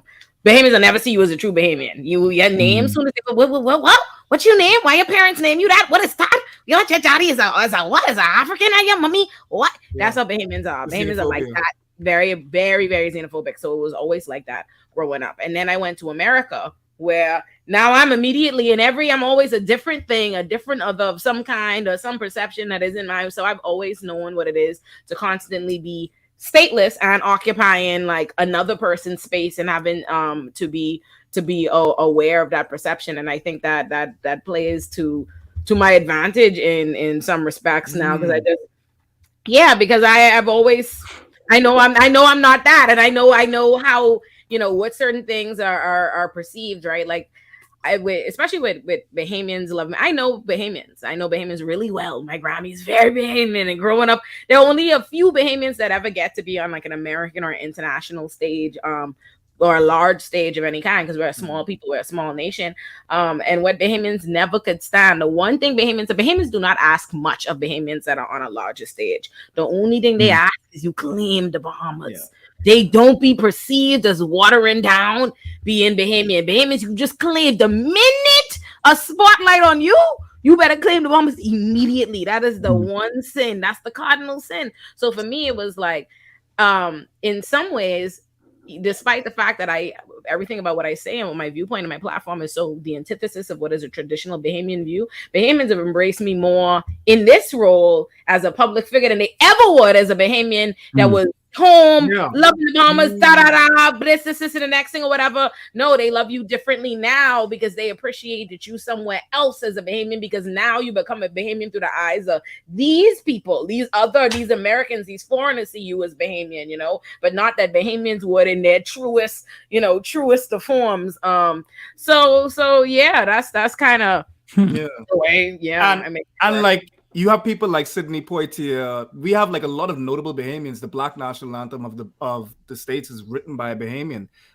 You like Sidney Poitier is like one of the most prominent Black actors in general, but Black actors ever. Like literally the like seminal Black actor. And at the same time, like one thing that we've always criticized Sidney for is that he didn't do enough. It's just like, we need the Bahamian representation because, as far as we understand, for the most part, like to the outside world, we're just seen as a tourism spot. We're just seen as a place to vacation to, but not much about the culture. Everyone's heard of the Bahamas, but not Bahamians. That's a beautiful way to put it. I saw someone ask about if there's gay marriage in the Bahamas. Unfortunately not. Unfortunately not. Absolutely not. You want I'm them curious. Like, since you both are like, you have very large platforms and whatnot, do you get like this criticism that you've been indoctrinated by like woke American institutions and stuff since you got educated here?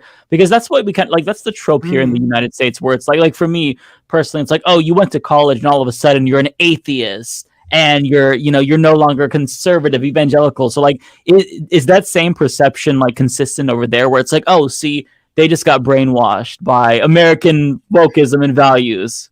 Once upon a time ago, and then I transcended the idea that I was indoctrinated and became the indoctrinator. You know what I mean? Like now, now that's what they're talking about. Now you're the person responsible for pushing that. You know, my daddy said that somebody said to him the other day about these, like, oh, your daughter is a liberal with all this. And my daddy said, well, what the fuck else would she be?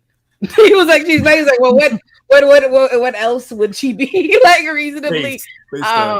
Yeah, I think, yeah, there were times for sure, right? Like, I feel like, especially like in college when I first started, learning these things or developing my school of thought, that my some of my family or people would be like, oh, this American this and blah, blah, blah, blah, blah. And the next thing, or they would tell you, oh, it's a phase. You're gonna, you know what I mean? You're gonna have certain, there'd be a little bit of that. But now, the thing about the Bahamas is, you get forged in how to deal with Bahamians respect, you know what I mean, and what a culture and a society or whatever respects, and you have to be brash, you have to be very unapologetic and not really allow yourself to be somebody who be questioned in that way. Like, you know what I mean? Like, I don't present myself, I don't move with Bahamians in a very you could take me on in that kind of way, because Bahamians don't respect that. The moment they that kind, like, for example, the other day, I mostly get purely love from Bahamians online, love.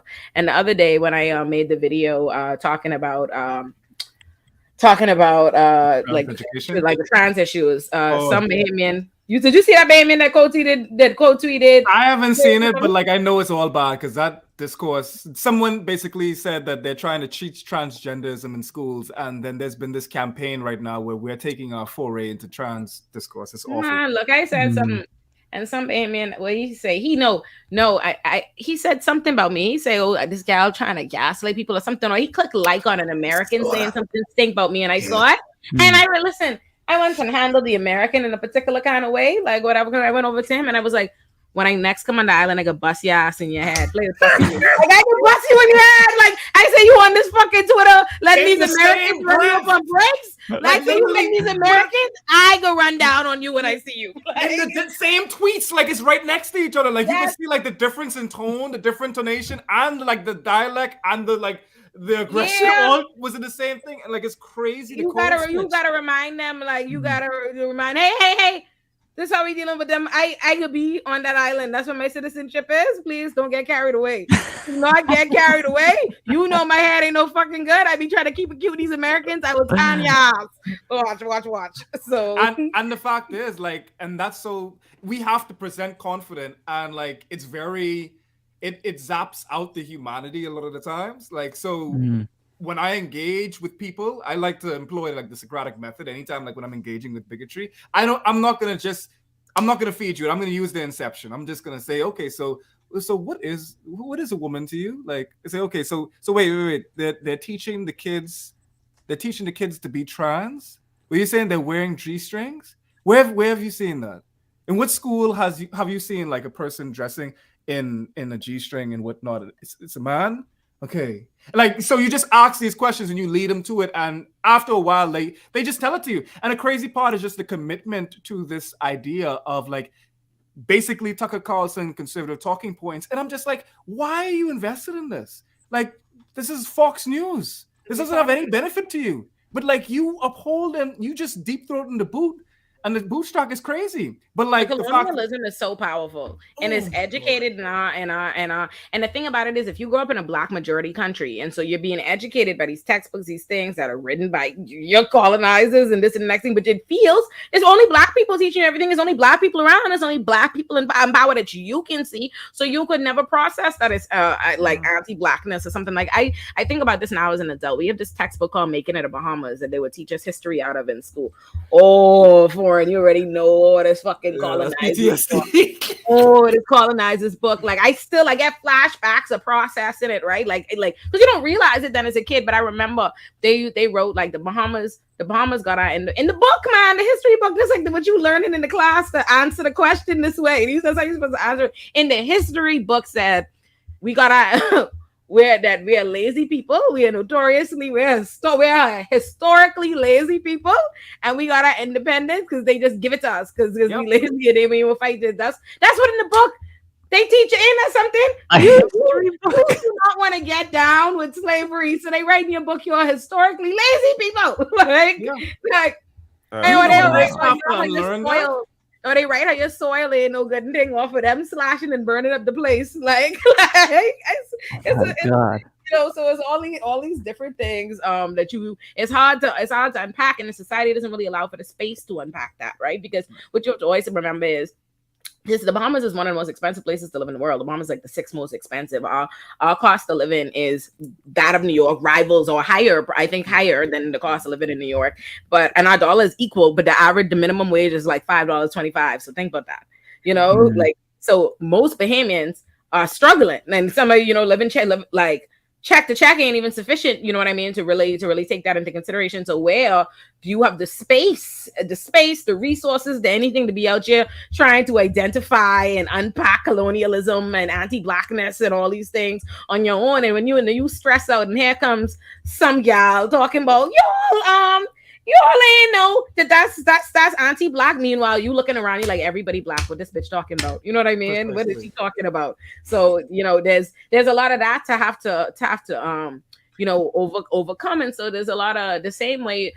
People talk a lot. Is interesting. I feel like as a commentator, as a public figure, whatever, that everybody always talks about making yourself like palatable or message to white people. They always talking about that, but they don't think of Black people as their own different groups that you also have to figure out how to navigate and message and market to as well. And there's certain things like with the Bahamian people, with Caribbean people, you have to show your authenticness, otherwise the things that make a Bahamian, like the thing that gives me the grace and space to curse people out online is my Bahamian audience. Like having my Bahamian audience find me and love and really truly appreciate. because there's a Bahamianness culturally in cursing people out. I'm not even joking. Like that's the thing. I could show you our prime ministers telling people about their ass on video. It's a thing. We Bahamians will cuss you out. It's not. I am not special in that regard. Like that's very Bahamian. We love that. So I remember like there was a time when I first started getting like my following got bigger, and that's when people have a lower scrutiny. They scrutinizing you higher, and here comes the Americans starting to try to be like, oh, you shouldn't round people. And then the minute my Bahamian audience tapped in and started, they like that. There was no longer any space. There was no space. It's not even safe in the comments for an American to come say something because all the Bahamians in the comments loving their life. Like, yes, we love this. And so that gives you, and because they can appreciate the Bahamianness of you on that level and communicating with them authentically in that space and being a Bahamian, they have a little bit more grace for all that other progressive shit you be talking about. Like, what? Guys, like, I think she's a smart gal, I like, what's she talking about? They just be like, oh my hell, something. Like, I have Bahamian friends who be like, I know plenty about what happened with Eric Adams. Like they listen, they'll be like, "Oh, I didn't know Rikers was pre-trial. I didn't know that." So, you have to learn how to do it. Yeah, but now there's a Bahamian in the comments. Somebody said that. Yes, but he is. Yeah, no, I saw them. Yeah, I'm actually teeming with fear because I don't know. You don't know. You said your boyfriend is from the Bahamas, but they ain't capitalize this T in the Bahamas. Nah, I gotta help you. I gotta help you. Caps lock that T so you love him. Yeah, it's the Bahamas with a capital T, y'all. So if y'all in community with Bahamians and y'all like say Bahamas without the, honestly, like that's blasphemous. Yeah, it's our thing. But yeah, we're sorry we made y'all conversation very Bahamian. We should. No, I think it's fascinating. Interesting episode. No, yeah, it's nice when I could shut up. Yes, it's nice when Benny can shut up. I agree. Plenty an episode where Olay has sat here and gone, I have no fucking idea what's going on. So it is about time we had an Olay. Thank you, Blair. Thank you for saying that for me, because people would never acknowledge that. I sit here quiet too, and I'm like, I understand, so I'm happy. A good episode, y'all. Yeah, thank you. Are we still gonna unccancel, or? I think we're moving to featuring any kind of other creators that we like. Yeah. Oh, I want to plug myself. I was ready to cancel. I was ready to cancel the Bahamas. No, oh Lord, you coming for it? Nah, I'm the Bahamian Avenger. I am the Bahamian audience can talk. This was a private conversation amongst family. That's why we can say a little. No, I am still a Bahamian supremacist. I'm a Bahamian supremacist. I have a Bahamian flag on my balcony. Oh no! Oh, I mean, you have to. Big, huge, it's waving in the wind. What you mean, big Bahamian flag? What? I don't play with my Bahama line. Pop your shit though, Olayemi, because you use the channel of the month of the year, maybe. Like yeah. Mm-hmm. What? Let me show you. Let me send the link. Your video today, Olay, was so good, but it made me outraged. Like it pissed me off. I did not know all of this bullshit about Dave Portnoy. I cut out like 10 minutes worth of shit about him. I'm not lying. I had no idea. I gotta check that out. It's very good. When she told me about him, I was just like, "Who the hell is Portnoy?" Oh, like, Foreign was my ghost guru on this episode, right? Me listening and taking YouTube notes, right? And so we had a whole back and forth because I had him like approving the thumbnail and stuff, and originally I had Portnoy on it, and Ford is like, who the fuck is that? I don't know who that is. Don't have nobody. You would put people that people know. I was like, I swear to God, Foreign, this is a famous man. I was like, Foreign, this is one of the leaders of white bro misogyny culture. He's like, babe, if you say that's true, but I don't know if I believe it. I ain't never seen this boy in my life. And I was like, man, telling you, Foreign, I've been surrounded by the white people. He didn't know him. Who is this nondescript white man? Like, I said, like, who is this? He was like, I was like, you know what? I just gonna listen to you and take about the thumbnail because this Foreign. I say, he's like, please just put the white girl and the black girl that people will see it. Please put that. I mean, it's begging for it. Like I said, it need to be in the thumbnail. Like, I put the link in the Leftist Mafia if someone want to put it in the YouTube chat. I'll share it on mine too. Yeah, so I'm plugging mine. But thank you. I'm glad you liked it, Mike. You saw I gave you Raheem. I gave her Yeah, you gave us Raheem. You also, I love the way that you break it down, because you were like, yeah, it's sports. They don't know about, women's basketball. I don't know about fucking women's basketball. So I'm like, okay, since she's on that level, I'll get it, because I don't know shit about sports. I don't follow it. And so, yeah, like I saw the GIFs of like the girl doing the little gesture that people were freaking out about, but I didn't know the context for it. But yeah, after watching that, like, I hate white people. Like, it's so insufferable. And like I didn't really know about Dave Portnoy either. The only reason why I know about him is because he made headlines after Roe v. Wade was overturned, because he was the Republican who was against it. And so that's all that I know. But to go through like all of this fucked up things about him, and how he had the way you explained it, how he had the audacity to comment. Like, I don't want to spoil the video, but it's so fucking good. Just watch it, everyone. You're gonna be pissed though. Thank you. I really someone texted me today. One of my friends texted me, and he was like, "Yo, did your 30 seconds? Why your 30 seconds? The first 30 seconds of that video had to go so hard." And I was like, "But it actually had to, because Foreign would have jumped me." Like, y'all understand? That first 30 seconds wasn't hype. Foreign was like, "I done tell you the homepage. That first 30 seconds got to be gripping. You could do what you want to do after that. But that first 30 seconds, I was like, Foreign, I can make that 30 seconds hype. I can send that to you separately." She understood the assignment. That's all I can say. Because this shit knocked like. Thank you. I really did put my back into it. Yeah, good stuff. Good stuff. I will check that out. Yeah, and it's so important, because like I was saying earlier, like the left, the bread tube is gonna like Ben Shapiro, Jordan Peterson itself to death. And you see this, like a lot of these leftist figures, even Hassan, them, people whom I will not name because they're just that incendiary. But like a lot of these folks on these platforms, they just regurgitate the same points on the same people. And I mean, Jordan Peterson is a content farm. Let's not be real. That man is funny. He is comically unserious. He's a lol cow for sure. He's a lol cow. But like, the fact of the matter is just like, we are developing a taste. We call ourselves cornbread too a lot of the time. Like, you talk about folks like me, talk about folks like FD Signifier, talk about folks like Andrewism, Shan Spear. If you want to talk about like the black femmes and women that are out here that've been killing it, that probably started this commentary shit, like T Noir, Khadija Umbo, and of course like Lindsay Ellis, who probably is like one of the people that founded the video essayist space, that just happens to have leftist politics. We are creating and fostering a taste and an appetite for things that like our community doesn't even know that they have an appetite for. They've been force-fed Ben Shapiro, Peterson, all these things so much that I just did a video about how like traffic in the Bahamas, like this infrastructural racism that is baked in and structural violence that is baked in to just the very fabric of how like we drive in the Bahamas and how the traffic is used to beat you down and to have you subservient to the oppression. That is a very esoteric Bahamian topic that did numbers. It's at like what is over 80K. And it's a collaboration. Wow. I don't know, like if you know, like Not Just Bikes, big up Not Just Bikes. But he's like a transportation YouTuber from Amsterdam, and he talks about just like walkable cities, great stuff. And it's so beautiful to see something that is so niche, like talking about Bahamian traffic, do numbers that are very akin to when I talk about Ben Shapiro, Jordan Peterson, just pearly things and stuff like that. I don't want to talk about that shit all the time. Like, and I don't think that the community, I think the community is tired. Like, I think like the people that are watching us, they're tired of hearing about Trump.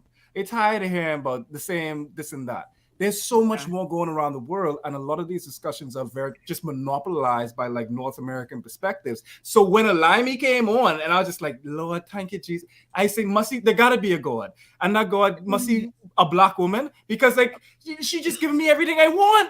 Like you just say, like I say, because listen, like Olayemi just made a video about something that I'm not gonna see. I don't know if Hassan made anything on this.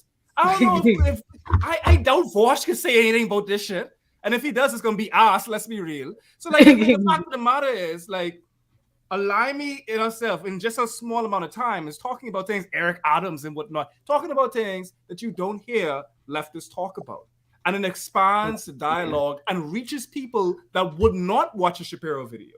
So we're talking about like the black audience and like how we're not making messages for them because we ain't talking about shit. Did you see what Shapiro tweeted? No, they don't know.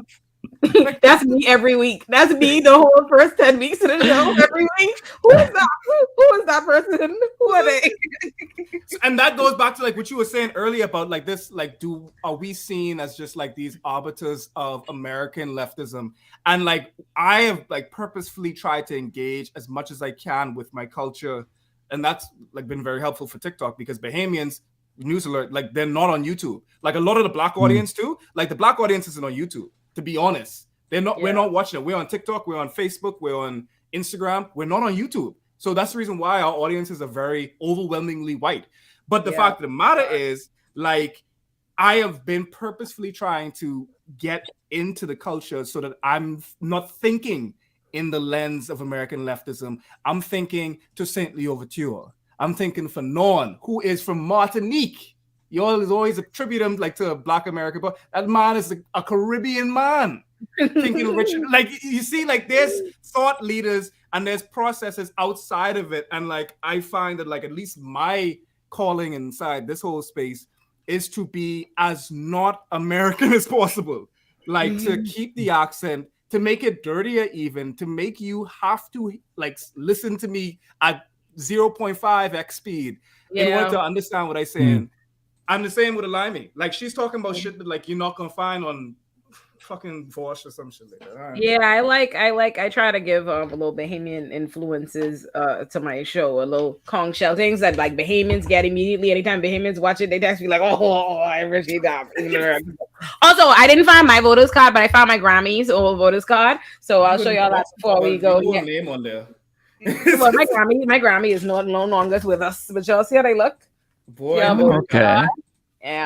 it says this card is issued to the person named herein and should be produced when voting at an election. This card is of no value to any other person, and if found, should be handed in at a police station or government office or returned to the parliamentary commissioner. The card is property of the government of the Bahamas and should be surrendered when no longer valid. And to have your address, your signature, your picture, your polling division, all So that's what they look like. So y'all got a little Bahamian. Y'all, this is y'all's Bahamian history episode. Someone said that they thought I was doing a Chetang's accent. I come in to find you. What's your name? I come in to find you. Ain't no way. Okay, yeah, we have to let y'all people go to bed. We know David is very great. This is way past David. No, it's all good. Just one last plug your channel. There you go. That's my big block. Foreign channel is amazing. I particularly love his sassification in his new plantation video. Big fans. Like, you really like that sassification? I love that. I love the beginning of that sassification video. Like, show them the intro to the sassification video. Oh I love it. God. I love it so much. Play the intro. It's so fire. It's the third video. Yeah. Jesus, well, I love it. War and hunt. Now they want to hold you accountable. We in a sassy man apocalypse, y'all. What do y'all want from this? After signifier right there. Oh, because he was cursing so much, I couldn't even like take it off. What do y'all want? I'm tired of the sassy man era. Can y'all go back to building houses? Okay, I shouldn't laugh. Because to somebody, this is serious. I love calling men sassy. Their response be even more sassy. Like, girl, chill. My big and me them woman them and man them. I have a question for you. Is it gay? Why are you gay? To have a child. I can't watch myself. International. Okay, sorry. Videos there. Foreign is like, oh, but yes, I love foreign intros. I wanted y'all to see that, so that's why I love the sassification video. It's my fave. So wanted y'all to know this is my plug, my friend. Oh my Lord. And I got a plug foreign too. So I watched your video. I think it was the one about you were reacting to the thing we were all reacting to about Anna Kasparian's tweet. And there was a moment that was so unintentionally hilarious because you're like, okay, I tried to change it so I'm not like in the center so I could decenter myself. But then you flipped it so there were three of you on the screen. And it was so fucking unintentionally hilarious. I was having basically a trans panel. And like, I was in the center, and I was just like, I literally said, the problem with these debates is that cis people center themselves. And my chat, which is a very volatile chat, it's a hostile work environment. Like, they're just literally like, foreign, you're literally in the center. I'm like, fuck, okay, let me change it. So I'm switching it out. On my deck, and I make like 5 of me. I'm just like, God damn. Technological systemic like Prussian, and like everybody's just talking about it. Someone in my chat says there's 2 white trans people on here. You couldn't find 1 black trans woman really foreign, like misogynoir foreign. I'm just like, fuck all of y'all. I'm about to go just like straight Hassan and just be violent with my chat. Like it's crazy, but yeah. I got Foreign Fridays tomorrow where I go live and I basically do like I'm gonna like make music. Like you got my keyboard down here. I'm gonna talk a lot of shit. I'm probably gonna talk about Olayemi's video on Trump because like that's canon. I'm gonna talk about this Tennessee shit because I didn't even know about that, but I'm just about to regurgitate the things that y'all said because y'all said some good things. And I don't have to come up with anything unique here because I think y'all did it for me. So thank you. I'm cheating off of the work. I'm gonna change the language just a little bit. And and yeah, like I mean, this is amazing. Like I mean, between Leftist Mafia, the Serfs, there's like so much good content and propaganda, agitprop going out there. The agenda is in full effect. And, like I love it. Like it's so affirming to see just different representations of approaches to progressively moving this shit forward. Like it's humbling. I love it. Yeah. Awesome. Thank you for coming on. This was a great episode. I enjoyed just sitting back listening, learning. Yeah. Most Bahamian episode yet. Thank y'all for sitting through this very heavily Bahamian dominated episode. I loved it. Yes, thank y'all. All the fun. Will Bye, the big body guys. be here next week? The big body is always here. Maybe not in here, but the big body I can't take this off. I just built like this. Big body forehead. Big body forehead. All right. Yo, Night, take y'all. time. I'm about to Bye, y'all. Everyone have Bye, a good everybody. night. Take care. And Binder and Mike, make sure you turn off your YouTube. Oh yeah, how do I Otherwise, do? I'm going to be on your. Oh yeah, I don't know. that? I don't think that we can. I mean, I have one. I can just read why I have one super chat. I'll just read it now. Just an FYI, there is a GoFundMe set up for the Tennessee 3 if anyone is interested in supporting their cause. There you go. That's from Cat67 Cat. You would just have to go to the actual like YouTube.com and then go into the back end, the channel settings, and then there's like a control room.